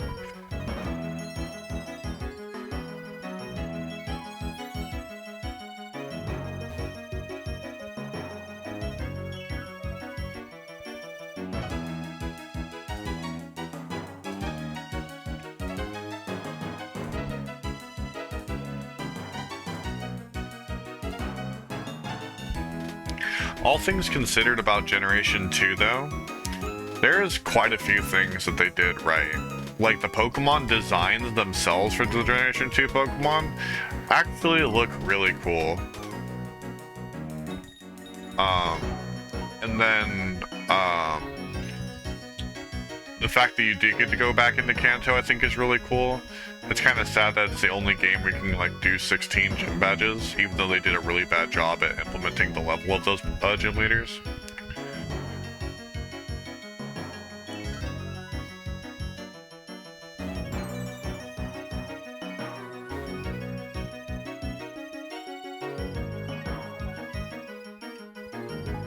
And the music too. The music in Gen 2 was really good.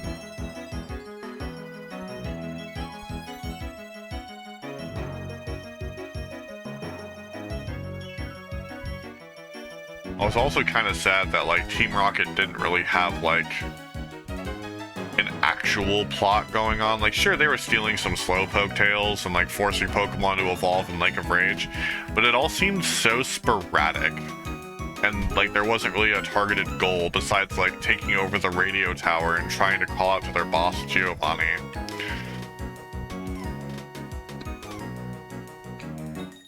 It just seemed very lackluster. Whereas like in every other generation, even including Generation 1, like the Evil Team like story actually had like background and like there was good lore to it. Even in Gen 1, where, you know, they were just Team Rocket gangsters trying to take over the world with a Pokemon Enterprise. Like, that's still a better story than trying to get contact with your boss. Like, I don't know. Gen 2 really messed up with so many things. And like, I can sit here and say it's my favorite generation, because it kind of is, but there's just so many things wrong with it.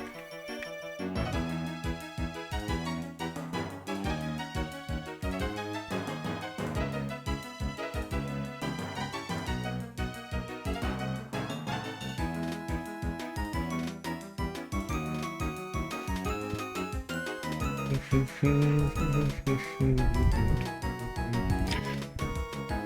ahead and move my screens back. There we go.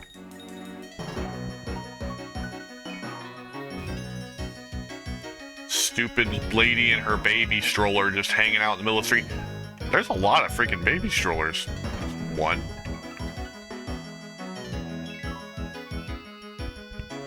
Two. Oh, maybe there's only two?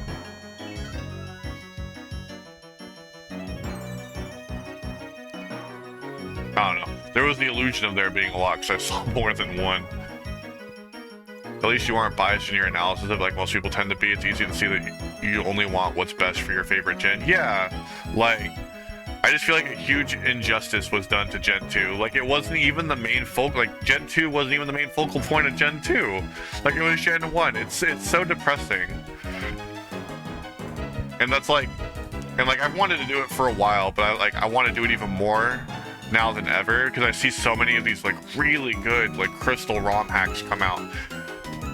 But they're all the same, where, like, it doesn't truly focus on what Gen 2 is, or like the Gen 2 Pokemon, and like that's what I want to do. I want to focus on what Gen 2 is, and then the post game of Gen 2 could be like focus on the Gen 1 Pokemon with like a little bit of Gen 2 Pokemon sprinkled in there. It's definitely a shame, but try defending Gen 6 as your favorite gen sometime. So like Gen 6, I feel like Gen 6 is super underrated. It has a massive Pokedex, which I feel like a lot of people complain about. But it's also like, I feel like the massive Pokedex really helps with having a healthy variety, because I think besides Gen 2, Gen 6 had the least amount of Pokemon introduced, right? Like, the Gen 6 Pokedex is really small.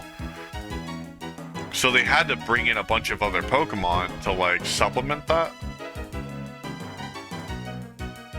Like, they get their own fossils, which is cool. All of the starters are actually pretty cool in Generation 6. Like, you get Froakie, Fennekin, and what is it? Well, Chespin's whatever. But, like, Delphox and Greninja are freaking amazing. And, like, even Chestnut's not even that bad, right? Like, he gets access to Spiky Shield, which is a really cool version of Protect. I feel like they could have done a little bit more to, like, give Chestnut some love. Like, the gyms, I remember the gyms looked amazing. Like, especially, what's his name, Grant? The rock-type gym leader? His gym looked freaking cool. There was, like, gemstones all over the walls. You could, like, rock climb the gym. It was really awesome. The daycare route was arguably one of the best daycare routes of all time. That route was so long. Like, Game Freak knew what they were doing with that route, like letting us ride our bikes back and forth like that for such a long period of time.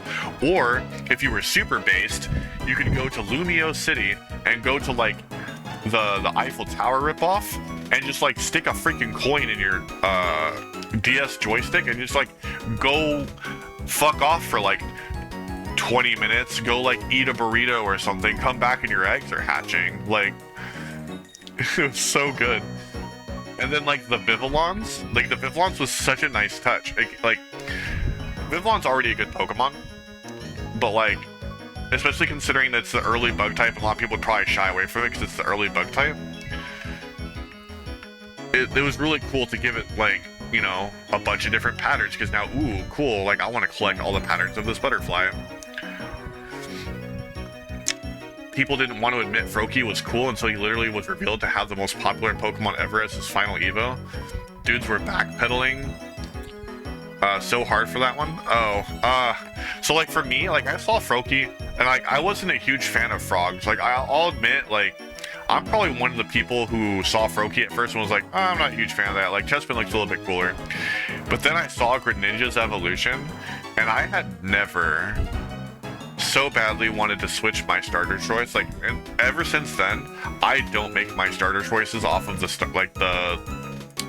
very first forms. I always wait till the final forms are released because of that, because I didn't give Froakie a chance at first and I was like, damn, Greninja looks really cool, but I already said I'm gonna pick Chespin, so I went with Chespin.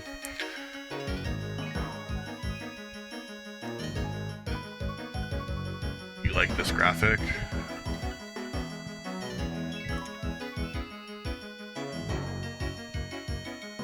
Wait, what? Why does this have an adult age gate on it? It's not even, like, graphic. Oh, is this like a comparison of Sword and Shield with X and Y? I can't wait to read this. Went to 3D for the first time and modeled 721 Pokemon in their forms, 48 megas, and textured every single one of them. Oh yeah, because they had to update the engine, right, for Gen 6. Like, they had to port all of them over. Like, everything was built from scratch. I love if Lana gets compoundized for an ability and has access to Hurricane and Sleep Powder with Quiver Dance. It was so fun to use. Absolutely. I used it in VGC a lot. It was really freaking cool. Added over a dozen brand new animations for every Pokemon. Added Mega Evolutions, which was like super pog. I wish they would bring that back. Added the player search system. The PSS was so underrated, I feel like. No one ever talks about how good the PSS was. The PSS was phenomenal. It was so, and like, you could randomize the people you found like every second. And then like your friends were just there at the tap of a button to interact with them. You could see when they were online. It was so easy. What else? Added Pokemon and Me. I ain't gonna lie to you. I don't remember what Pokemon and Me is. Is that like where you like gave them baths and stuff? Like, I think I vaguely remember that. Added Super Training was Pog. Super Training was absolutely amazing. Added Wonder Trading, dude. Like, of all the features introduced in Generation 6, I am very glad that Wonder Trading, like, persisted and, like, survived the test of time. Wonder Trading is so fun. Friend Safaris are one of the best things about it for post-game as well. Absolutely, like, I think I had, like, a bug-type Friend Safari or something, which had, like, a couple of cool Pokemon in it. But just, like, seeing, like, some Friends Pokemon, like, oh, they have, like, an Ice-type Friend Safari. I think I got, like, a shiny Bergmite from a Friend Safari. That was super cool. Oh yeah, I also got a shiny, not Rock'n'Rolla, Boldore? I think Boldore is the name, the second evolution. I might still have that shiny Gigalith, actually. Added Friend Safaris, we just talked about that, super freaking amazing. Added customization, like trainer customization, that's, God, we were asking for that for years.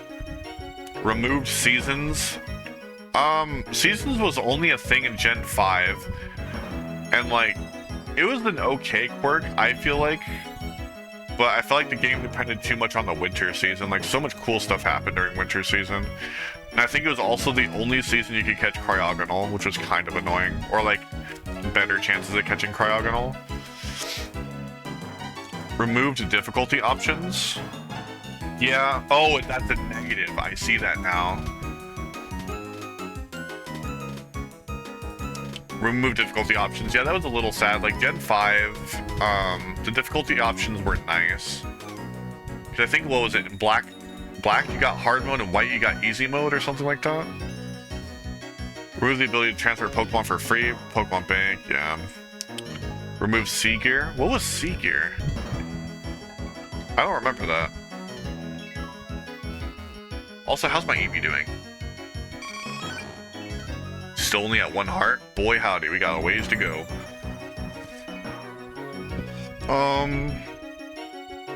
Brought the core series to console for the first time and slashed the amount of available Pokemon by an unknown amount with no change to models or animations beyond resolution and shaders. I remember Game Freak released an article, and I swear it was a thing, where they said that the reason why the game was taking so long, right, was because it was like they wanted to focus on the performance of the game, and why like the Nat Dex wasn't returning or whatever was because of that. And then the game released in such a crappy state, and everybody was like, you cut out over half the Pokemon for this. Like, people were so mad. Like, if there was ever a point in time where I thought, like, Game Freak wouldn't make Pokemon games anymore, I thought that was gonna be it. But obviously, you know, time goes on, such and such. But that was such a huge controversy, because they literally just imported the animation, battle sprite, literally everything from generations. Like, I think they've used the same models since Gen 6, except for Scarlet and Violet. I think they finally updated everything again. But they still use Gen 6 models for Sword and Shield. It was embarrassing. Added an unknown amount of new animations while reusing the majority of all the old ones. Wait, why is that a positive? That should be a negative. Reusing the old animations was a super negative. Added Dynamax and Gigantamax. I don't think that's a positive, personally. I didn't like Gigantamax or Dynamax. Maybe just because I love Mega Evolutions too much, but I didn't like it. Added the Wycom device? What the fuck was the Wycom device? Dude, like, past Generation 6, I hardly ever played any of the Pokemon games, like, repeatedly. So I don't remember all these features. Added Hyrule Field. The open world nature of, like, the wild area or whatever was pretty cool. I'll give them that. Like, that was really awesome. Really sucks for freaking Nuzlocke, though. Added max raid battles. That was pretty fun. Removed Mega Evolution. Yeah, it's a huge negative. Removed Z moves. I didn't care for Z moves, personally. Like I said, I was really happy with the initial, like, super cool gimmick of Mega Evolution, and after that, I was just like, bring Mega Evolution back. Like, removed following Pokemon. Yeah, what was that, Gen 4? Gen 4 was follow Pokemon, right? Or, like, specifically Gen 4, Heart Gold, Soul Silver. I really wish they would bring that back. Well, they brought it back for Let's Go.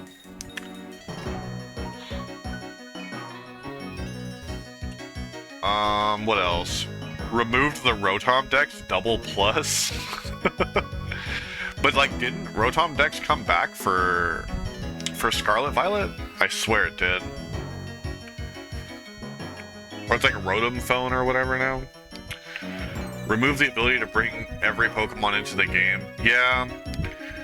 I mean, at this point, Game Freak's trying to balance, like, over 1,000 Pokemon. And they're probably using that as an excuse to, like, balance their sandbox in a way.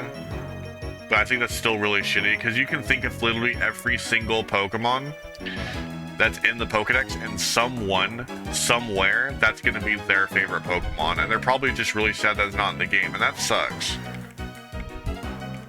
Like, I can't think of a single person whose favorite Pokemon is, like, Sewaddle, right? But, like, if Sewaddle doesn't make it into a game, and that Sewaddle enjoyer is just like, where's my Sewaddle at? Like, I want to play with Sewaddle. Like, that sucks for them.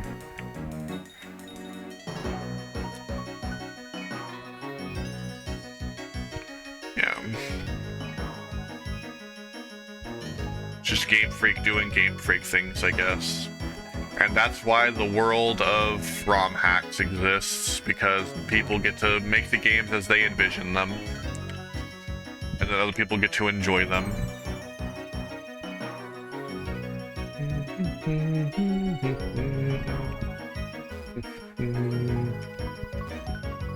Alright. Is Eevee finally, like, ready to evolve now? Please.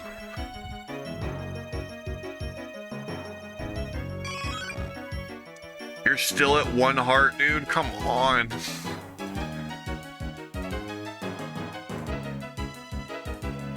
I need this Umbreon for the gym.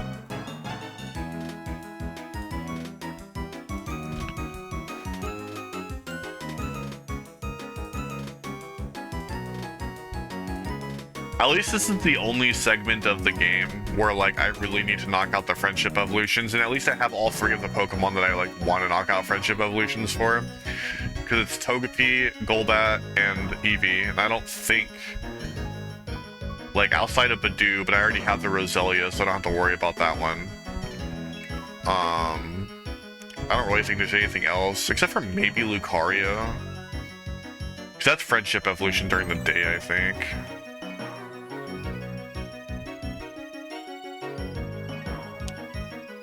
Dang, is, like, Togepi ready to evolve? Togepi's getting close. Why are you not showing the hearts? Show the hearts, Golbat. Yeah, Golbat's ready. So that'll be nice. I'll most likely have a Crobat for Fantina. And I might bring Togetic along if Togepi evolves into Togetic. Just having that ghost immunity will be good. And also it's like this special defensively bulky, so I can use it as a pivot. And it resists Magical Leaf. That has a lot of good uses.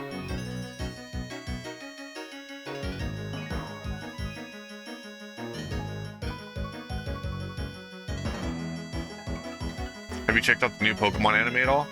Are you talking about the one where like Ash is retired now, right? And it's like the other two kids. Like you're talking about that one? Because if it's that one, I have not checked it out yet. I didn't even know the new episodes were out. Is it good? Have you checked out the series yet?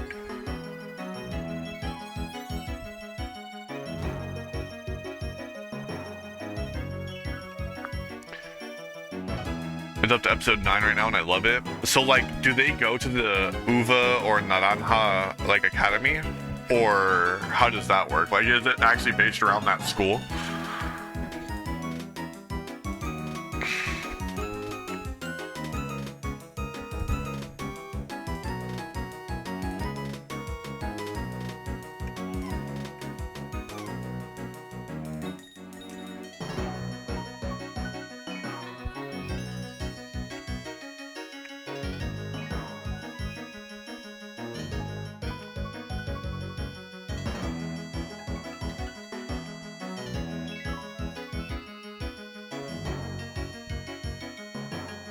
Also, what happened to Go? Does he just like stay in his own region or something? Like, I didn't watch the previous arc, although I probably should. That final tournament's probably super amazing to watch. Not to mention it was monumental in Pokemon history. Oh, come on, Eevee.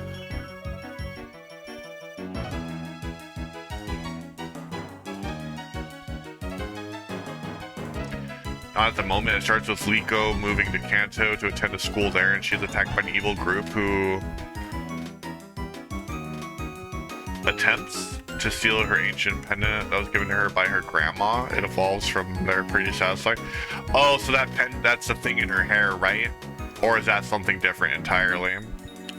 Because I know there was a lot of speculation that that little girl was going to be like Ash's kid or something, because the hairpin looks exactly the same design as like his initial hat. That tournament is great. I recommend the whole arc rather than just the Satoshi Dande fight. Oh yeah, for sure. Like I would want to watch like the Cynthia Lance battles and stuff like that. It's not the thing in her hair, it's the pendant she wears around her neck. I don't remember that. She was probably wearing that in the promotional display where they introduced the characters for the first time. Because there's like a kid too, right? Like there's a little boy. Like, has he shown up in the anime yet, or is like he's still like not part of it?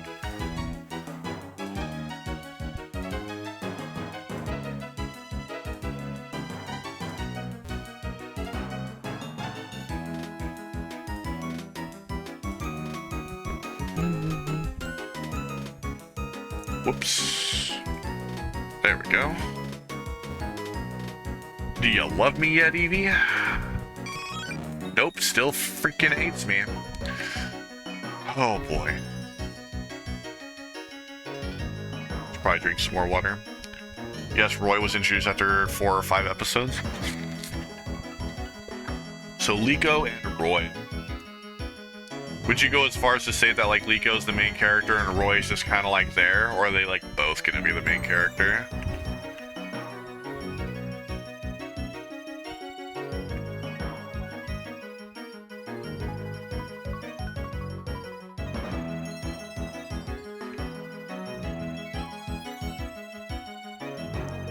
She also has an ancient item, which is a special and old Pokeball with a shiny Rayquaza. What? Yo, what? Why?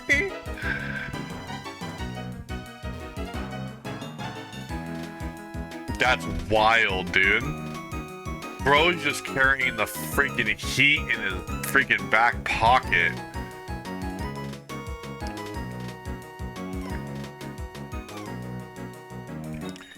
Is it Satoshi Go situation again? Liko is definitely the main with Roy is the Deuteragonit? What? Oh, I see what you did there. Okay, I was like, what?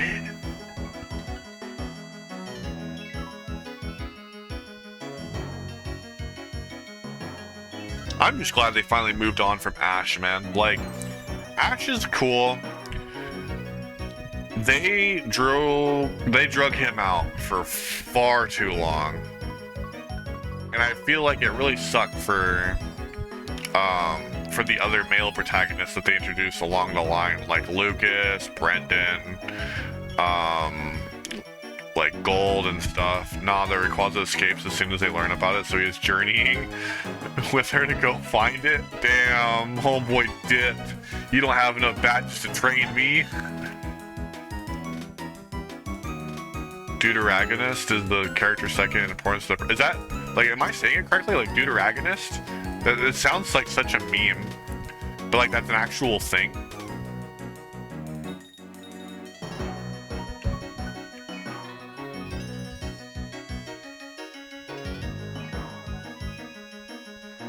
You love me yet? Eevee, come back. Do you love me yet? No? Jesus. Yeah, you're pronouncing it correctly, pretty much. Oh, okay. I don't know. It doesn't sound like a real word to me. Maybe it's because it sounds funny, like Deuteragonist.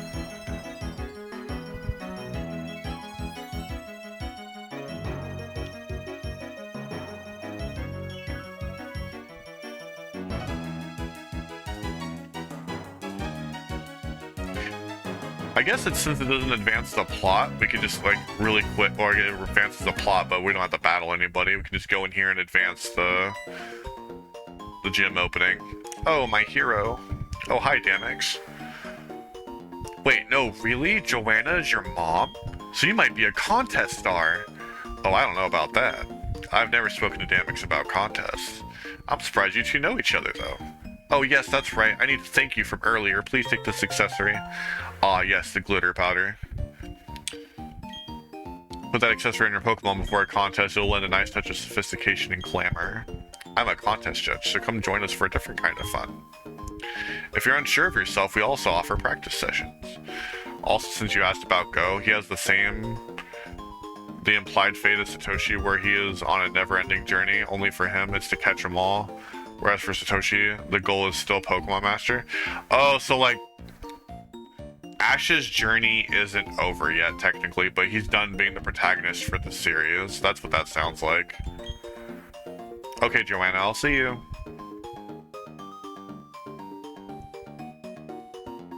Were you surprised to see me, Damix? I got bored, so I came out to Hearthhome for a little vacation.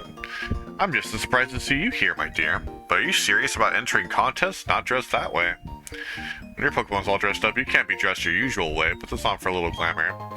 Honestly, I wish there was an option to just like walk around in the tuxedo in the overworld. Your character looks so fly when he wears it. Go enjoy the contests. Alright, see you later, Mom.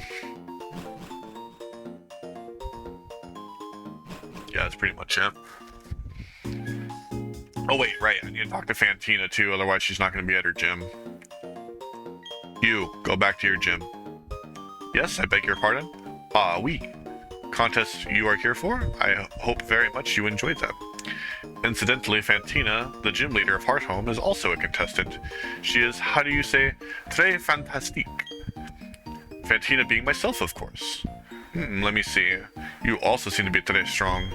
Enfin, so it shall be. I'll wait for you at the gym. I tried to say those words in a French accent as best as I could, but I probably butchered it, and I apologize.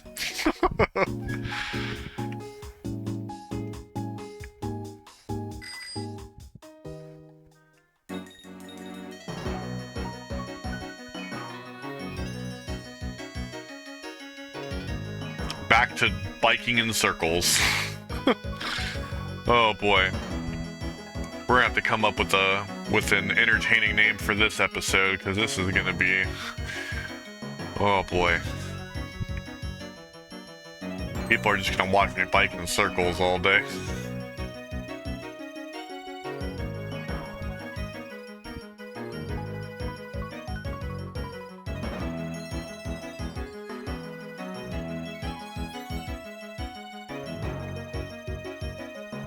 I interpreted the last episode as Ash is now different from how he was in the beginning. He isn't a Pokemon Master, but he's changed and matured to reach such an impossible title as a never-ending journey, but he is well on his way despite that.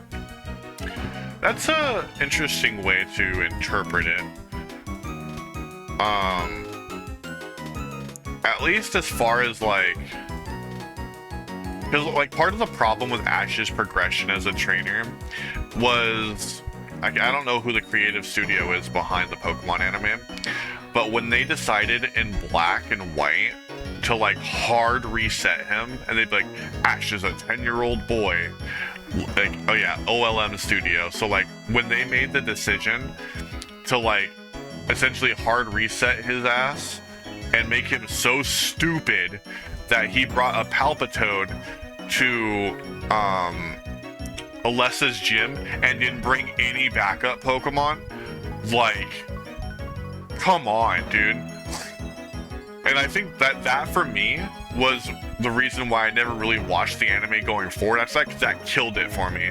Like, you can go ahead and say he reset to a 10-year-old boy, but like the fact that he just like regressed all of his Pokemon battling knowledge, like dude was offered a position as a frontier brain in like advanced battle, what was it, advanced battle, one of the Gen 3 arcs, and then he brings a Palpitoad and nothing else to Alessa. Like, that was so disrespectful to his character growth. It really turned me off from the anime. I never really wanted to watch it after that. Thankfully, XY remedied that in every subsequent arc. Okay, so what I'll do, because I already know he gets, what is it, top 8 in the Unova League, he loses to some fucking kid with like a Riolu, right? I'll probably just watch XY. Like, actually, I have seen like a couple episodes of X and Y, right? Like where Serena gets woken up by a Fletchling, and there's like a Rhyhorn like chilling out front. Like, I think I've seen that. And then like a couple episodes where like Froakie's fighting, and he like throws some like the Frobles from his neck. He like throws them. But I haven't really seen too much.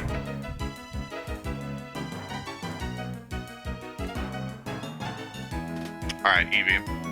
Where are you at, buddy? Are you at least at 2 hearts yet? Oh, I think Eevee's ready. Alright, let's go ahead and save the game. Wake up, chat. It's finally getting exciting. It's hard being an Anapoke fan. The community really gets heated sometimes and takes it very seriously. I think it's important to remember the show is made for children and take our grievances in stride. That's very true. Like, as adults who grew up with the IP, like, I think obviously it's fine to like enjoy whatever you want to enjoy, but you do have to remember that a lot of the stuff that we like now we aren't necessarily the targeted audience for it, and that can be very frustrating. All right, Sasuke, here we go. We're getting best Johto boy, baby. Like, the Pokemon Company isn't like Bungie where they respond to every community complaint. If anything, they are the exact opposite. Like, the Pokemon Company does not care what we have to say. They are going to do whatever they want to do. Like, even to the point to where, like ROM hacks, for example. Like, creators will make these awesome ROM hacks to like bring prevalence to Pokemon and like bring new ways to enjoy it, and the Pokemon Company will just be like, no, like, shut it down, shut it all down, like, no ROM hacks for you. All right, let's go ahead and rare candy up that Togepi as well. I'm really interested to see what level this Togepi evolves. Oh my god. It's so freaking funny. Oh, level 2 Togetic, baby, let's go.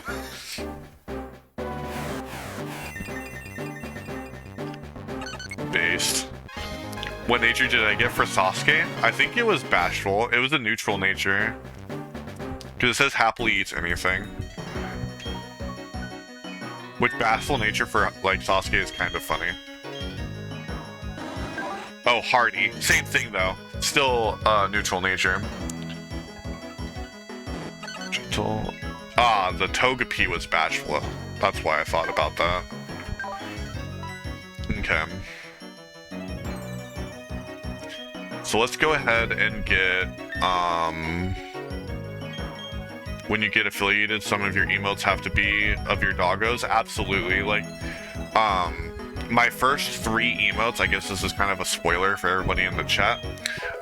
If and when I do get affiliated, if it happens, my first 3 emotes will be my 3 dogs. So it'll be Okami, Kratos, and Crash. So I'll probably, and I want to make it like doggers, kind of like poggers. But so it'll be like the same kind of emote as like poggers, but like just my dogs instead of the guy.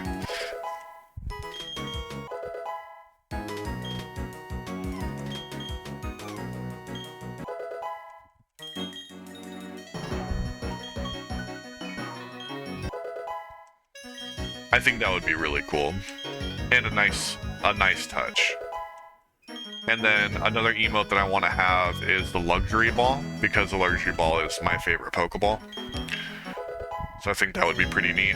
And then for sub badges, I think it would be really cool to have like, and I think some other streamers have done this too, to where like beginning subs would get like a Pokeball, and then like every couple of months, once you reach a certain threshold, it upgrades to like Great Ball, then Ultra Ball, then Master Ball. But then I also think too that like, because luxury balls are like my thing, once you get past like the threshold of Master Ball, you get a luxury ball, and that means you've been like a long time sub. Let's see. So we got Yawn, Sweet Kiss, Metronome, Charm, Growl. Well, we don't need Growl and Charm, so let's get rid of Growl for Yawn. Great logic. Like, I've given the idea some thought. I haven't tried to count on getting affiliate, though. Like, I do this for fun, and just to kind of, like, talk with other people, and, like, we all share, like, a common interest in, like, enjoying Pokemon or Nuzlocking or what have you. And just have fun playing a game that I grew up with. But if I do end up making it to affiliate, that would be super cool. Because then I could also, like, maybe get a little bit of, like, pocket change on the side to, accent my current job. Encore is really good. Let's get rid of Sweet Kiss, because Sweet Kiss is really inaccurate.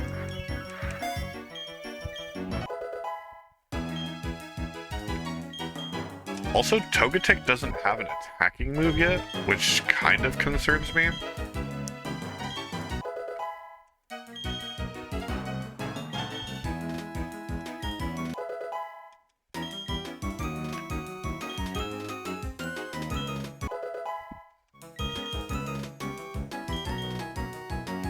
Okay.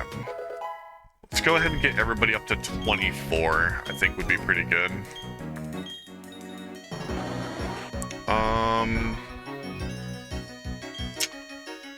Helping Hand kind of sucks.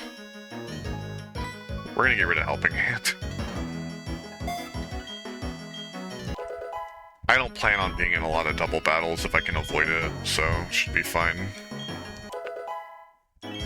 Sasuke's 23, 24. Okay. Follow me? No. We don't need that.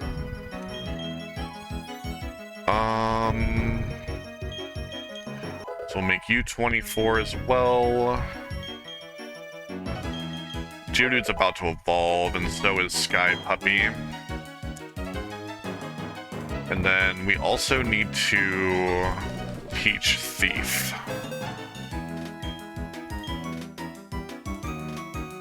To Oh wait, oh, Sasuke can't learn Thief? Dang. Well, that kind of sucks, huh?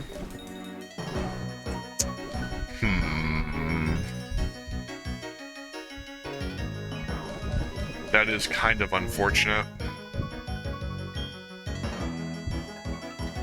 I thought it was going to be able to learn it. That's super crazy that it can't. Because he doesn't even have bite. What am I supposed to do again? I had the most toxic Umbreon in VGC singles, toxic protect Moonlight foul play. That sounds about right.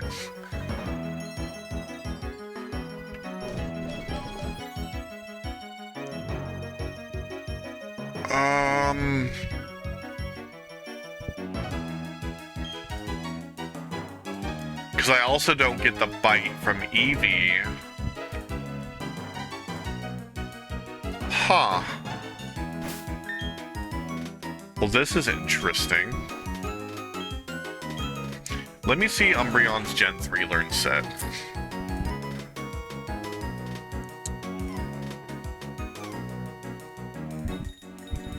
Oh, Gen 4 learn set, excuse me.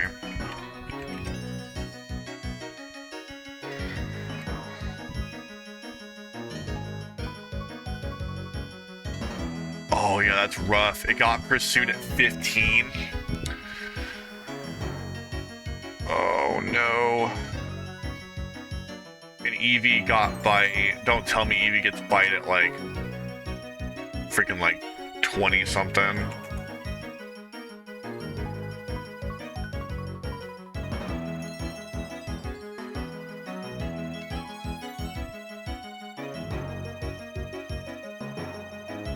Just another Nuzlocke, right?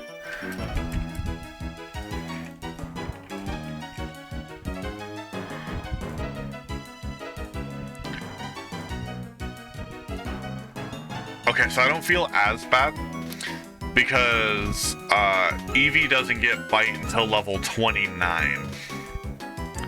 So with my current level cap, I was already kind of screwed with the moves and such.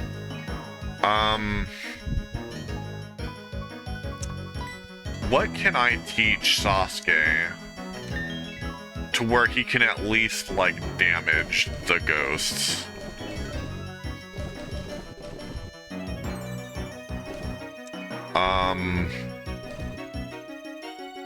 That's crazy that he can't learn Thief. That's insane to me. That was like my whole plan.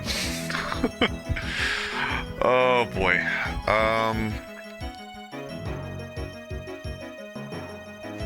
Does he learn anything before level 26 that would be helpful to me?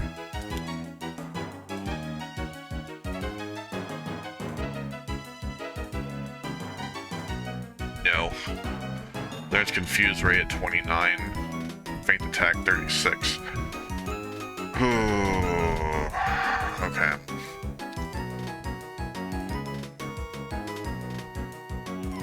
Dang, maybe I should have looked into this before I started doing all this, huh?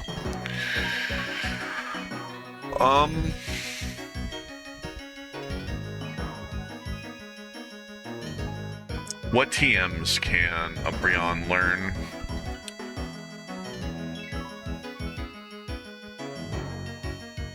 You can learn Hidden Power, Taunt, Shadow Ball.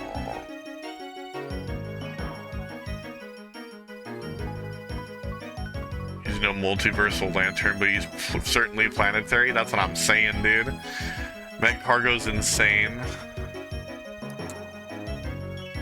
Yeah, it doesn't seem like there's a whole lot. If I could find... Like, I don't think Shadow Ball's available to me this early on, though. I don't even know where to start for Shadow Ball.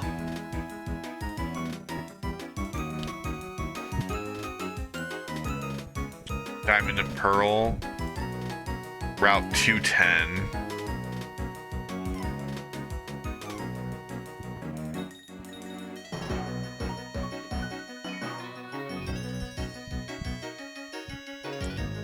Where is Route 210? Route 208.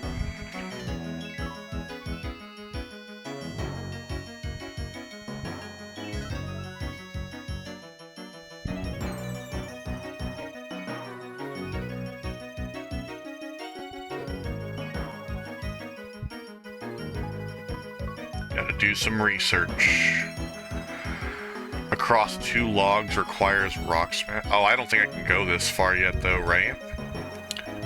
Yeah, because this is like post-Psyduck medicine. Okay. Can you learn Grass Knot? Whoops, not give. No. Okay. Can't learn Thief. Can you learn Rock Tomb? No. Damn, so Sasuke's just gonna be like useless, huh? Can't learn Bullet Seed, most likely. That's crazy. I remember you... Was it like Diamond and Pearl where you could get Bite on EV super early or something?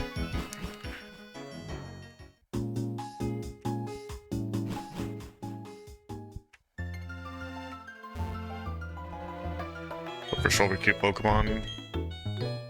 Oh, so I can go on a stroll with Bananas. That's cool. Let's see if there's any TMs in here. Oh, I just got teleported. Attract. I'm pretty sure Umbreon can learn that, but I don't think it's gonna help.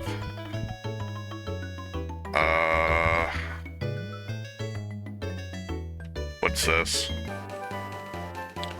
Secret Power, I don't think that's gonna help either. Bidoof is another busted-ass Pokemon IMO, not even from Pokedex, but just from the fact that it gets Unaware as an ability. Yeah. Secret Power.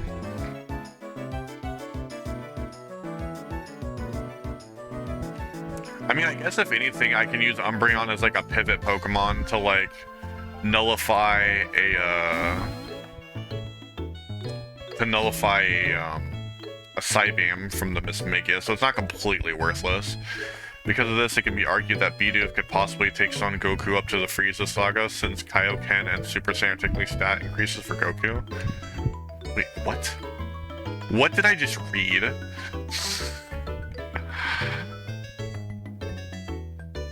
That sounds super busted. And due to Unaware, Bidoof simply shrugs off those stat increases, so he just ignores Goku's super... Go on. That's funny. Alright, so how do I get up there then?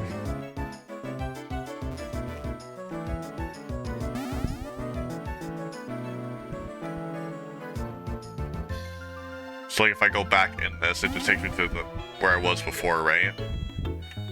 Wait, no it doesn't.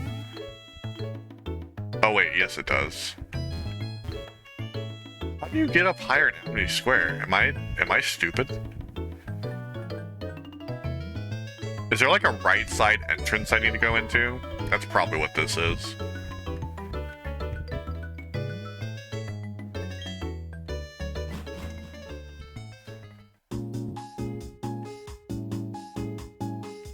Oh, right. Boop. There we go. Okay.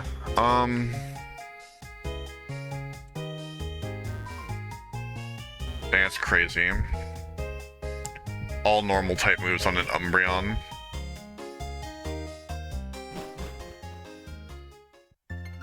Yes, there was a right side entrance, so I wasn't crazy. Alright, Bananas, let's go walking. Hopefully I can find it to you. Multiversal Lantern. Ooh, Amulet Coin, that's super good. Let's actually give that to some... Oh, I can't interact with my Pokemon here. I'll make sure to equip it later, I guess. I need to get to that item.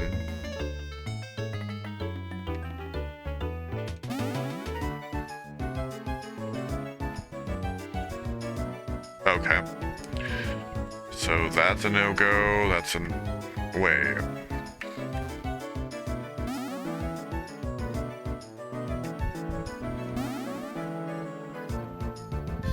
What? So then how do I get down there? Or how do I get to this guy? Bruh. I don't think I'm ever gonna understand this place.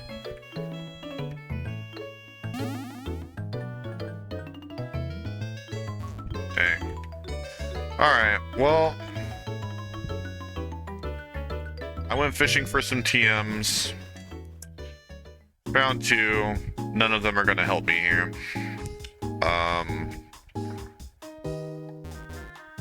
So I guess I just need to, like, deal with the problem at hand then.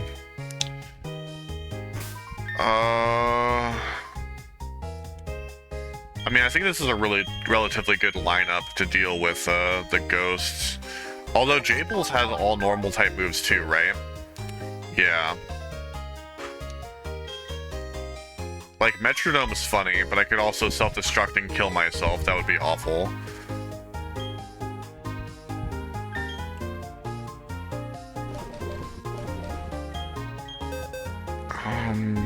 Is there anybody else that can learn Thief? Sky Puppy can. But I feel like that's not a smart move to put a Sky Puppy out against a Mismagius.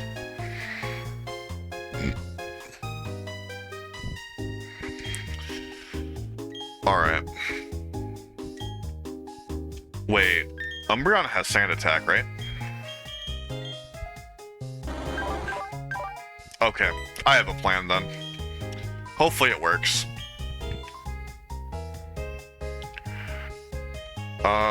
Going the wrong way.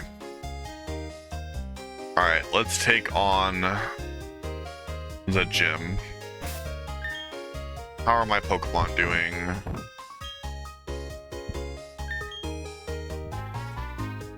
Everybody's looking nice and leveled. Alright, let's do it.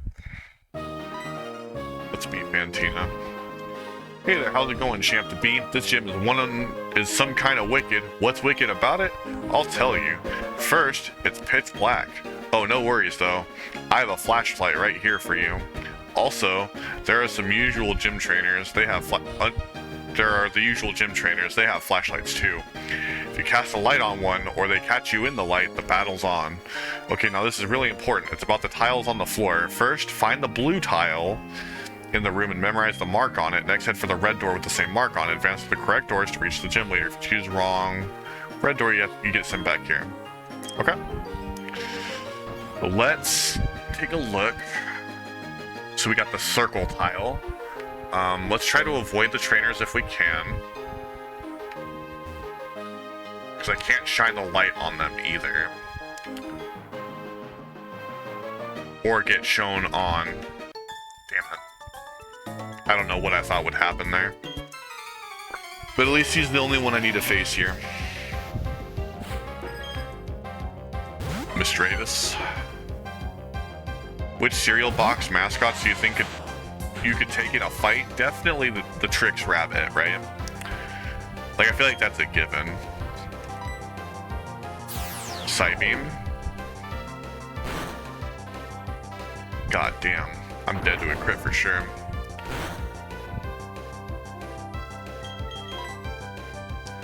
It probably goes for Psybeam again, so we'll go into Umbreon just to neutralize that.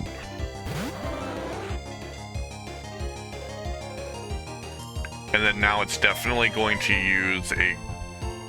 Well, yeah, it'll probably use a Ghost type move, so we'll go into Jables.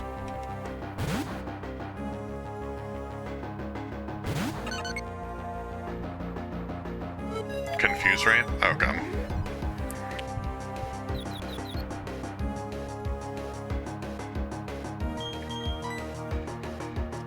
Let's go into Mavis here.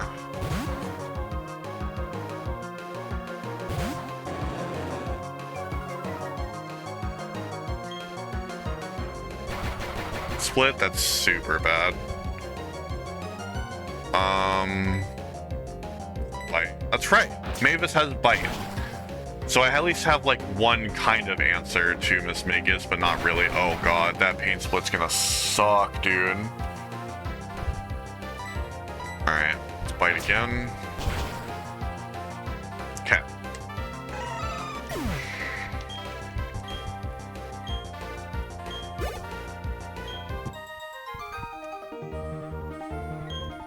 And my strat for Fantina is gonna be like super freaking weird. go back and heal. Because I definitely need to after that.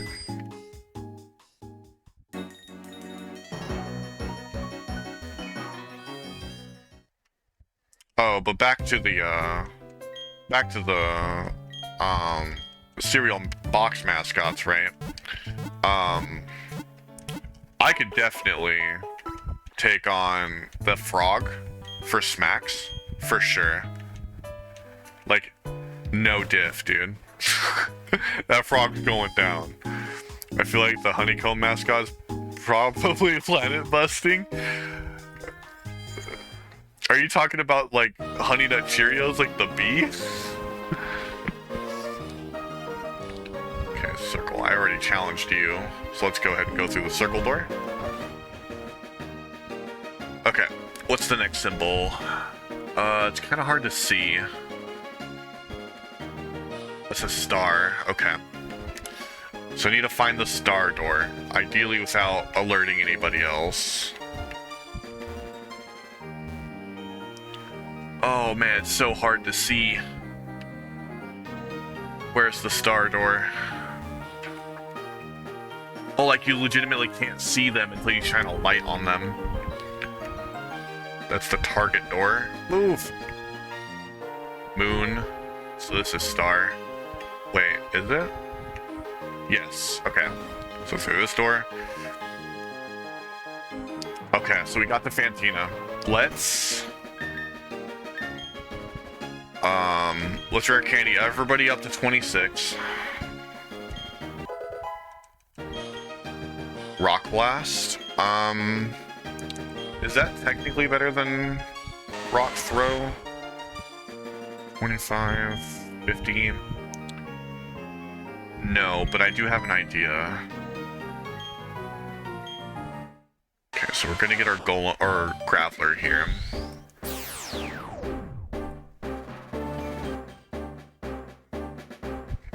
Do not, under any circumstances, get in between Crazy Craving and his honeycombs. Tony the Tiger could possibly be defeated by a fit human male, maybe one fight out of every 10. He's a massive fucking tiger after all. Yeah, like, Tony the Tiger was the first one I thought of, and I was like, there's no fucking way I'm beating Tony, dude. Tony solos me fucking easy as shit. I'm dead as hell. The Tricks Rabbit, absolutely. Like, he can run for a long time, that's all he's got. Like, once he runs out of stamina, and my slow ass finally catches up to him, he's fucked. Alright, we also get our Crobat here, nice. What other cereal mascots are there? The Smacks Frog is so screwed. It's a frog. What's he gonna do? Stick his tongue at me? He's done. Toucan Sam, soloed, easily. I could take on a Toucan. Absolutely I could take on a Toucan. Wait, does he get his entourage? He has like those 3 kids, right? Also, Lucky Charms Leprechaun. Lucky Charms, like, leprechauns are notoriously difficult to capture, and they're also really good tricksters. So, like, I don't know about Lucky. Like, I think Lucky gets me. I think he puts me in a convoluted trap. Because that's how leprechauns are. They're really smart.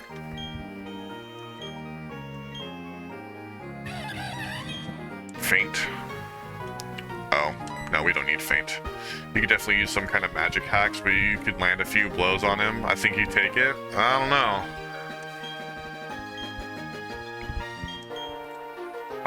What other freaking... Captain Crunch. It depends entirely, like, what weaponry he has. But I think I could take him. He's really short. I have reach on him. Like, if I get a sword and Captain Crunch gets a sword, I think I win.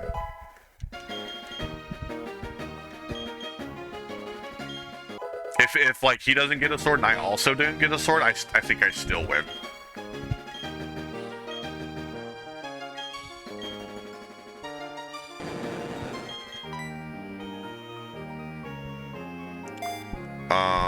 There's also Count Chocula. I don't know if I beat him. Like what happens when he bites you? Like, is it just like a regular vampire and he just sucks your blood and then, like, that's GG's, game over, no re? Because, like, if that's the case, Count Chocula might beat me too. Because all it takes is one bite and you're just done. Count Chocula is at very least mountain busting. Yeah, like I wouldn't want to mess around with him. He can also transform into a bat. He's insurmountable. Alright. I guess it's time to take on the gym leader. So let's take a look at her team lineup and see how I want to approach this, because this is a very difficult fight, and I don't have a very good team for this. Fantina team platinum. I know she starts out with a Duskull, and she has a Haunter and a Mismagius.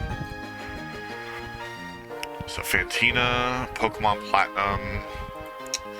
Yeah, okay, so she has a Duskull with Will-O-Wisp. She has a Haunter with Hypnosis. And a Mismagius that has a Citrus Berry, Magical Leaf, Shadow Ball, Psybeam, Confuse Ray. That moveset I knew. Do you remember the California Raisins? Absolutely, I remember them. I'm constantly reminded of them too, because American Dad's one of my comfort shows, and they actually appear in one of the episodes. Pursuit, Shadow Sneak, Future Sight. Okay, so the Duskull's the lead. And it has all of them have Levitate, so ground's not good here. Let's see. Well, let's go ahead and teach Rocky Rock Tomb.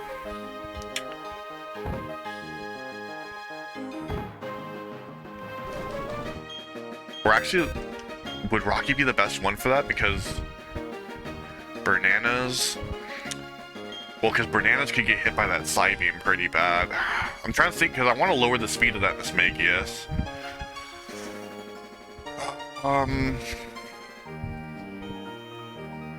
Because that Psybeam is terrifying. I think I could take the California Raisins, though. Oh... I don't know. I'm actually going to use the bathroom really quick. It's making it kind of hard to think, so I will put up to BRB and I will BRB.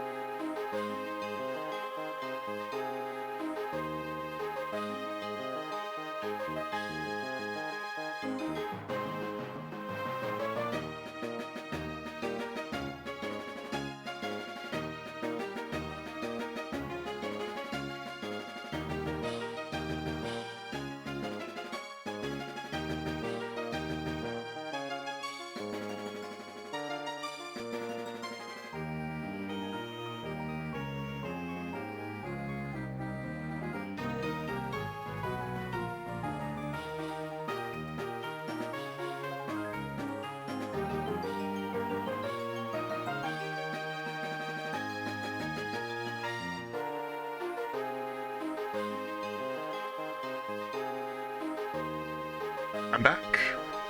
Alright. So, the problem at hand. Let's see. The Duskull has Future Sight, Shadow Sneak, Pursuit. So I think I'm going to use my Monferno for Duskull because I can't be burned with Will-O-Wisp. And... I don't have any Persim Berries. That puts a dent in things. I also don't have any Rost berries either. I do have Chesto berries though. So I think I'll give Monferno a Chesto berry.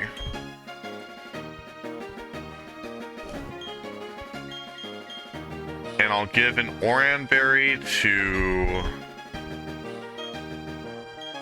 Jables, Sasuke, and Mavis.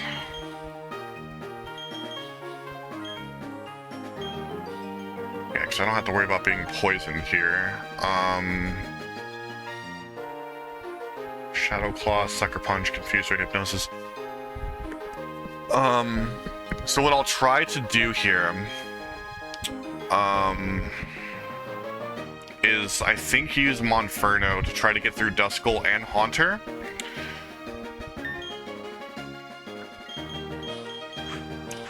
And then,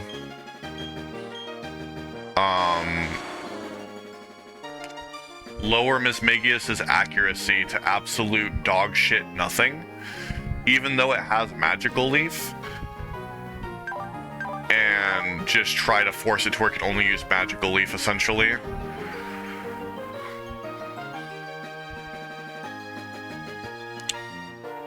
Let's see. Rock Throw. That Magical Leaf sucks, dude. That Magical Leaf is such good coverage. Alright, but I think that's a good strategy.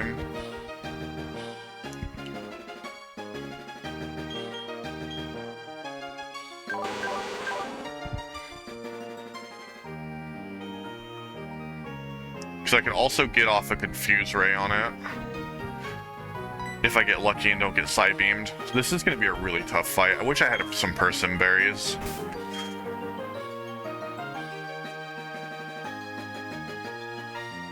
Alright. Screw it, let's do it.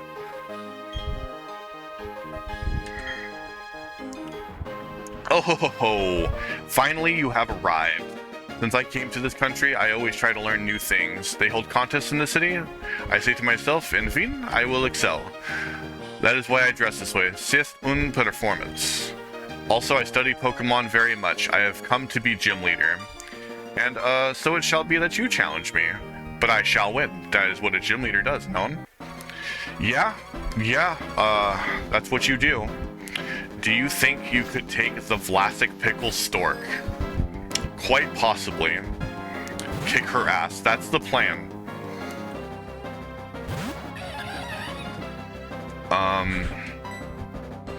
Here is hoping that Flame Wheel kills this thing. It might not. Future Sight? Future Sight is fine.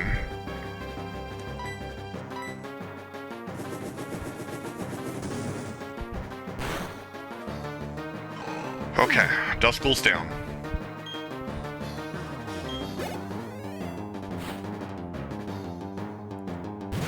So now it's Haunter.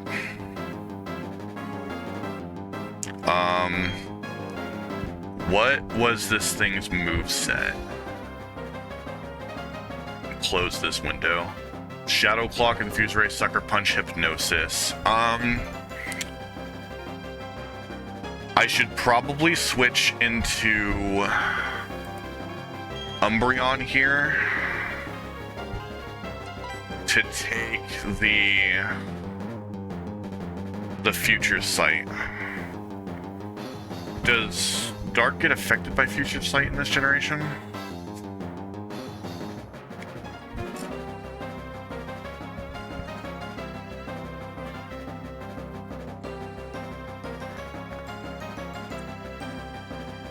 Is typeless, which means it can hit Dark type Pokemon. Okay. So Future Sight will hit whoever I send out into it.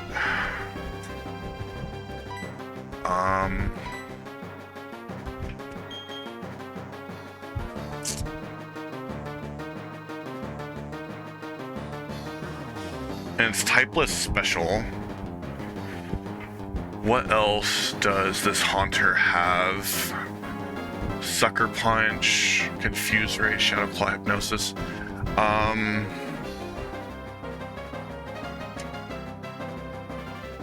Shoot.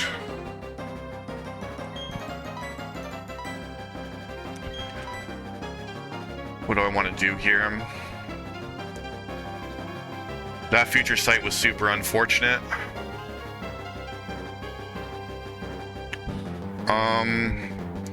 Honestly, this Haunter has physical moves, and it's not going to do a whole lot of damage. And Future Sight is typeless, so it shouldn't hurt too badly. I'll go for a Flame Wheel and see. Shadow Claw did an okay amount of damage. I'm not a huge fan of it. I took the Future Sight attack. 36. Oh, we're fine. I was at 48 HP. 69, 48. I'm dead to a crit from Shadow Claw, huh? And he probably goes for it here. This is a free switch to Jables, but Jables doesn't really have anything for this. I guess I could put it to sleep with Yawn.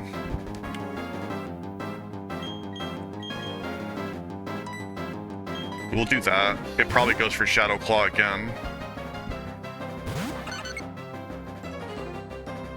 Good.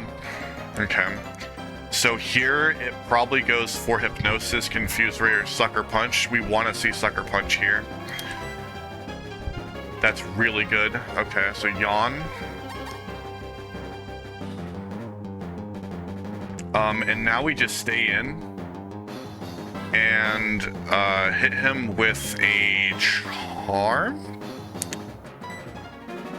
Sucker Punch again. That is so good. Okay, so now he's gonna be asleep.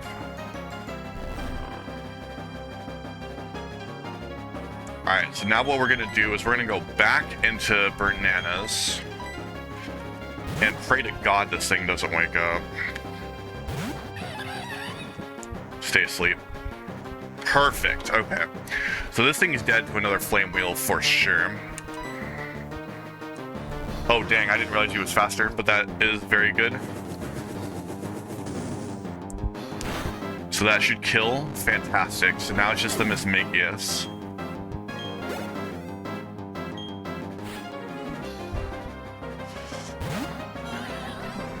Okay. So this thing definitely sees a kill with Side Beam, so it goes for it. So we're going to go into Sasuke.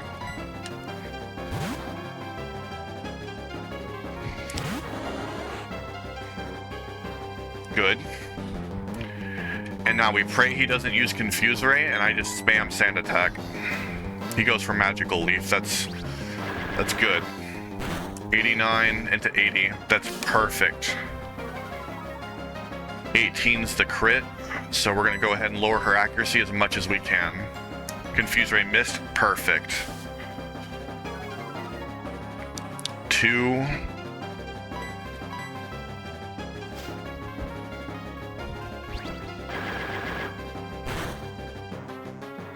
3.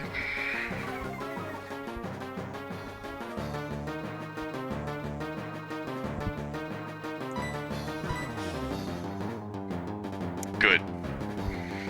4.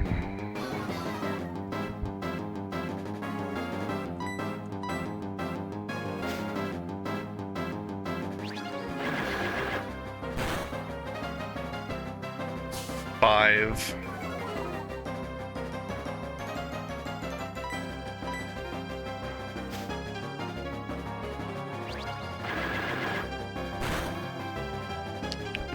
6. Perfect. Okay. Let's go ahead and check moves. Yeah, so we'll go ahead and switch into Jables.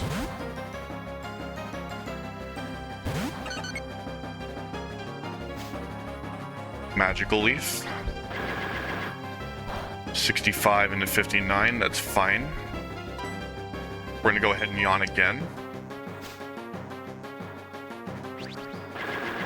Magical Leaf.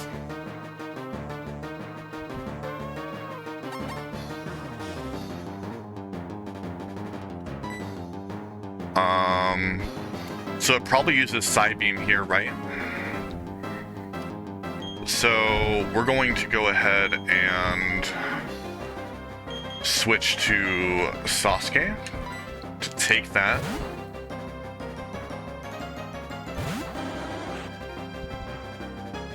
Confuse Ray, that's fine, he misses and he falls asleep. Okay. This is where the run gets really fucking dicey. We're gonna go ahead and go into Sky Puppy. Because we know he's not going for a Side Beam here. Okay. And then we're gonna go for Confuse Ray. This is an insurance policy just in case this thing wakes up. It's fast asleep. And now we go for Astonish Flinch.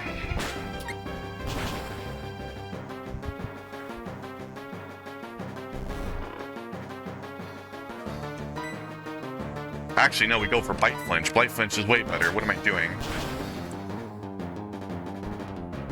So that's Berry.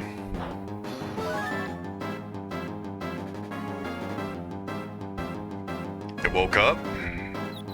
Himself. Good. Okay. I think she's outside of potioning range, so I think Bite kills here.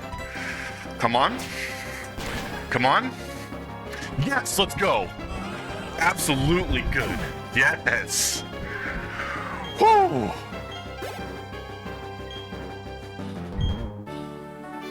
Oh man, that was so nerve-wracking.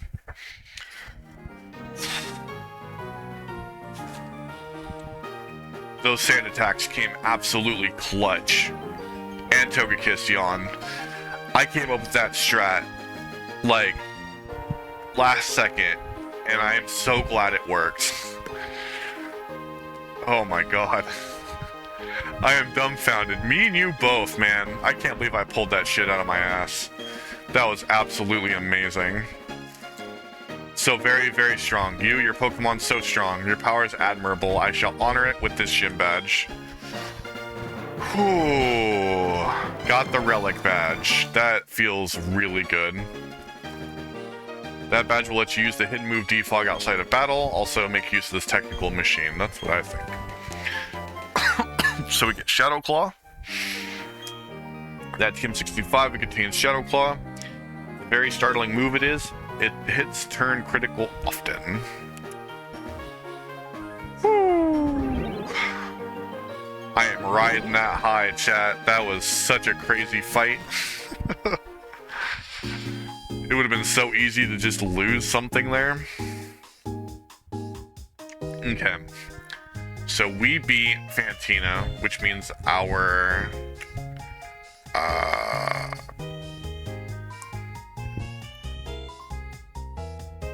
level cap just increased. I thought I had a tab open for this, but I guess not.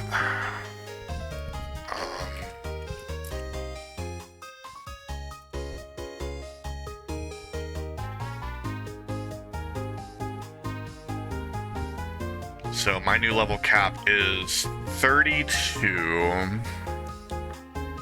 Okay, so let's go ahead and edit that.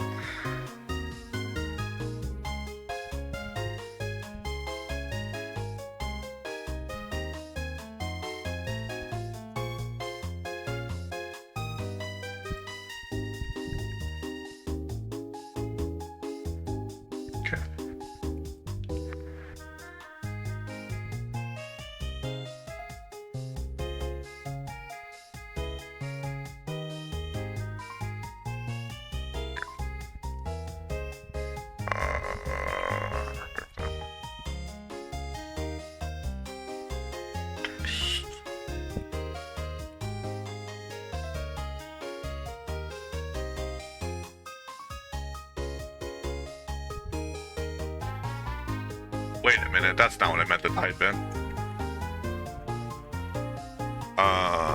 3. There we go.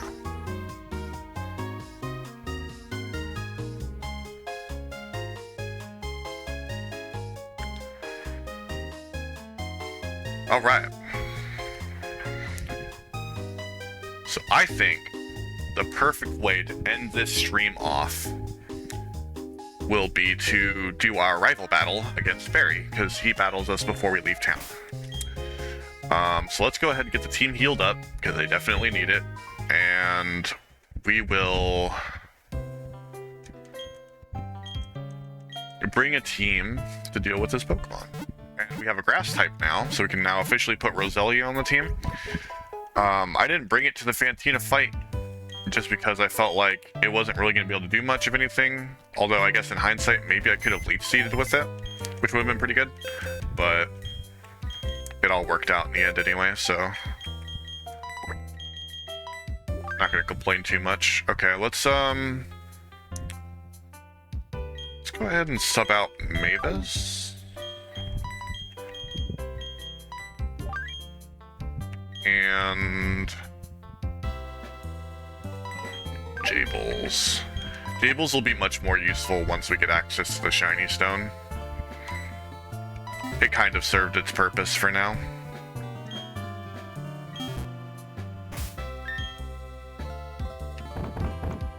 I definitely could have brought Weasel to that fight too. Because I think Water Boy evolves into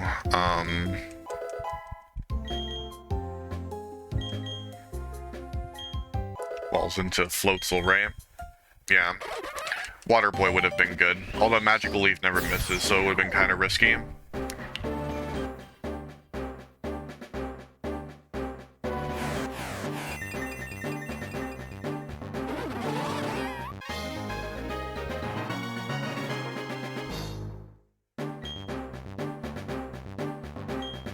Oh, and you get Crunch? Dang, you actually would have been pretty good to bring, huh? Oh well. Hindsight is 20/20. Let's go ahead and get rid of Swift. We're not gonna need that.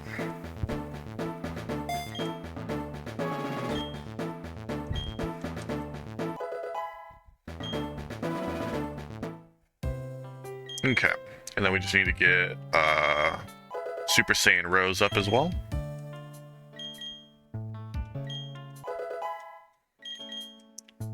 Grass Whistle? No, it's very unreliable.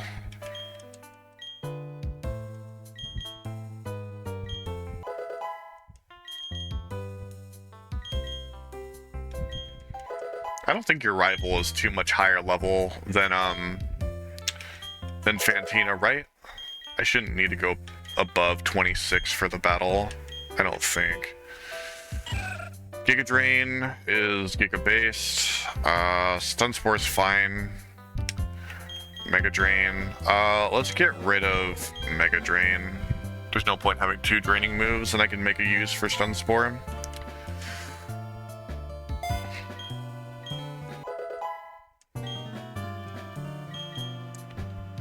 Okay. Also, I should probably check what Rose's ability is, huh? Because I just caught you. Poison Point? Poison Point's good. Let's see, he leads with Starly. Let's lead with Rocky then.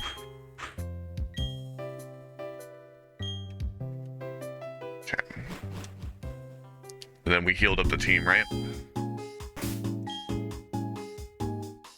Yeah. Okay. So let's go ahead and take on the rival.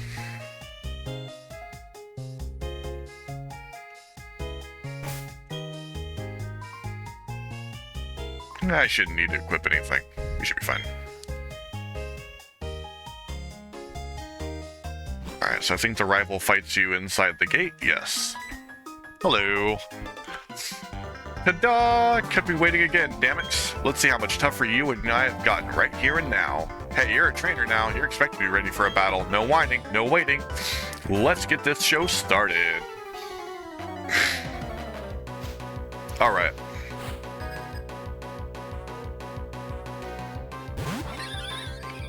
Staravia. Barry. Good old Barry.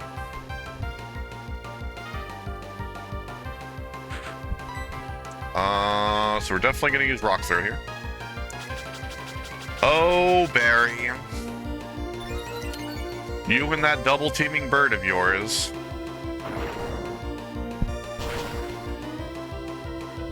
I literally just said I don't need Swift on my fucking Floatzel. Don't make me a liar. Endeavor? Oh, that's super annoying. Dang. Damn, get shit on. Alright, Staravia down.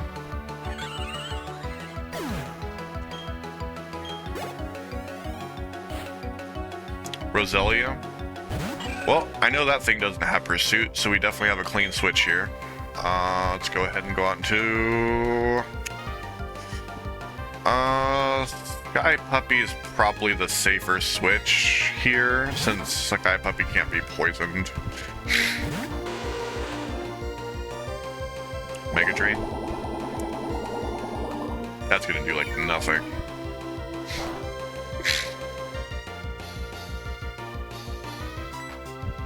Alright, let's go ahead and wing attack.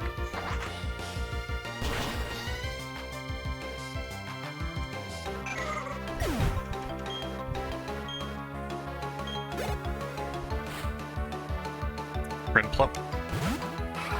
We finally got something for Prinplup, baby. Go get him, Rose.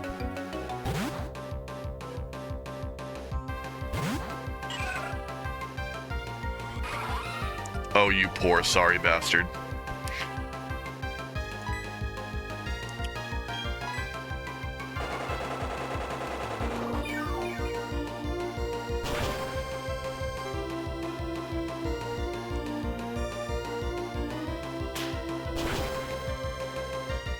Peck's nothing, though. We'll just get that health back right now.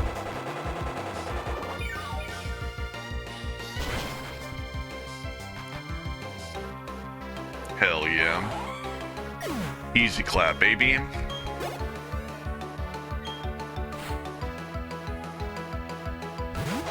Ponyta.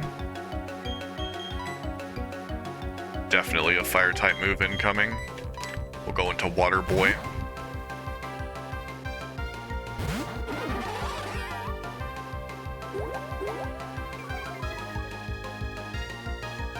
Philip's a little scary, but I think Floatzel's just decent bulk will take care of that.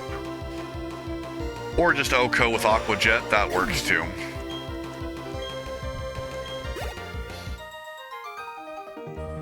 What just happened? You're telling me I lost? Damn straight. Wah. It goes to show my surefire winning strategy doesn't work. Say hey Damix, remember what I told you before? Make sure all your attacks hit. Avoid every enemy attack. I thought that was a wicked strategy, but it doesn't work worth beans. I guess I have to grind it out and toughen up the team a bit at a time. Anyway, I'm off to Solosian Town. See ya, Damix. You'll be shocked by my growth next time we meet. I guess he's a very bad trainer. Get wrecked. Hell yeah. I love awful puns. They're great. Alright, let's go back and heal the team.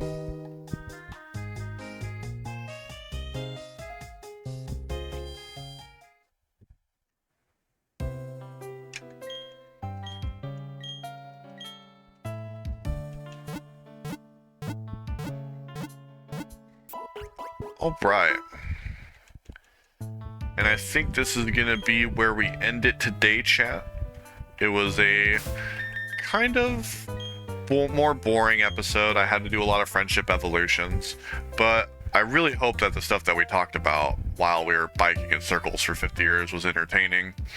If you're watching this on YouTube and you like what you're seeing, as always, please leave a like on the video, subscribe. It costs you nothing, helps the channel out greatly.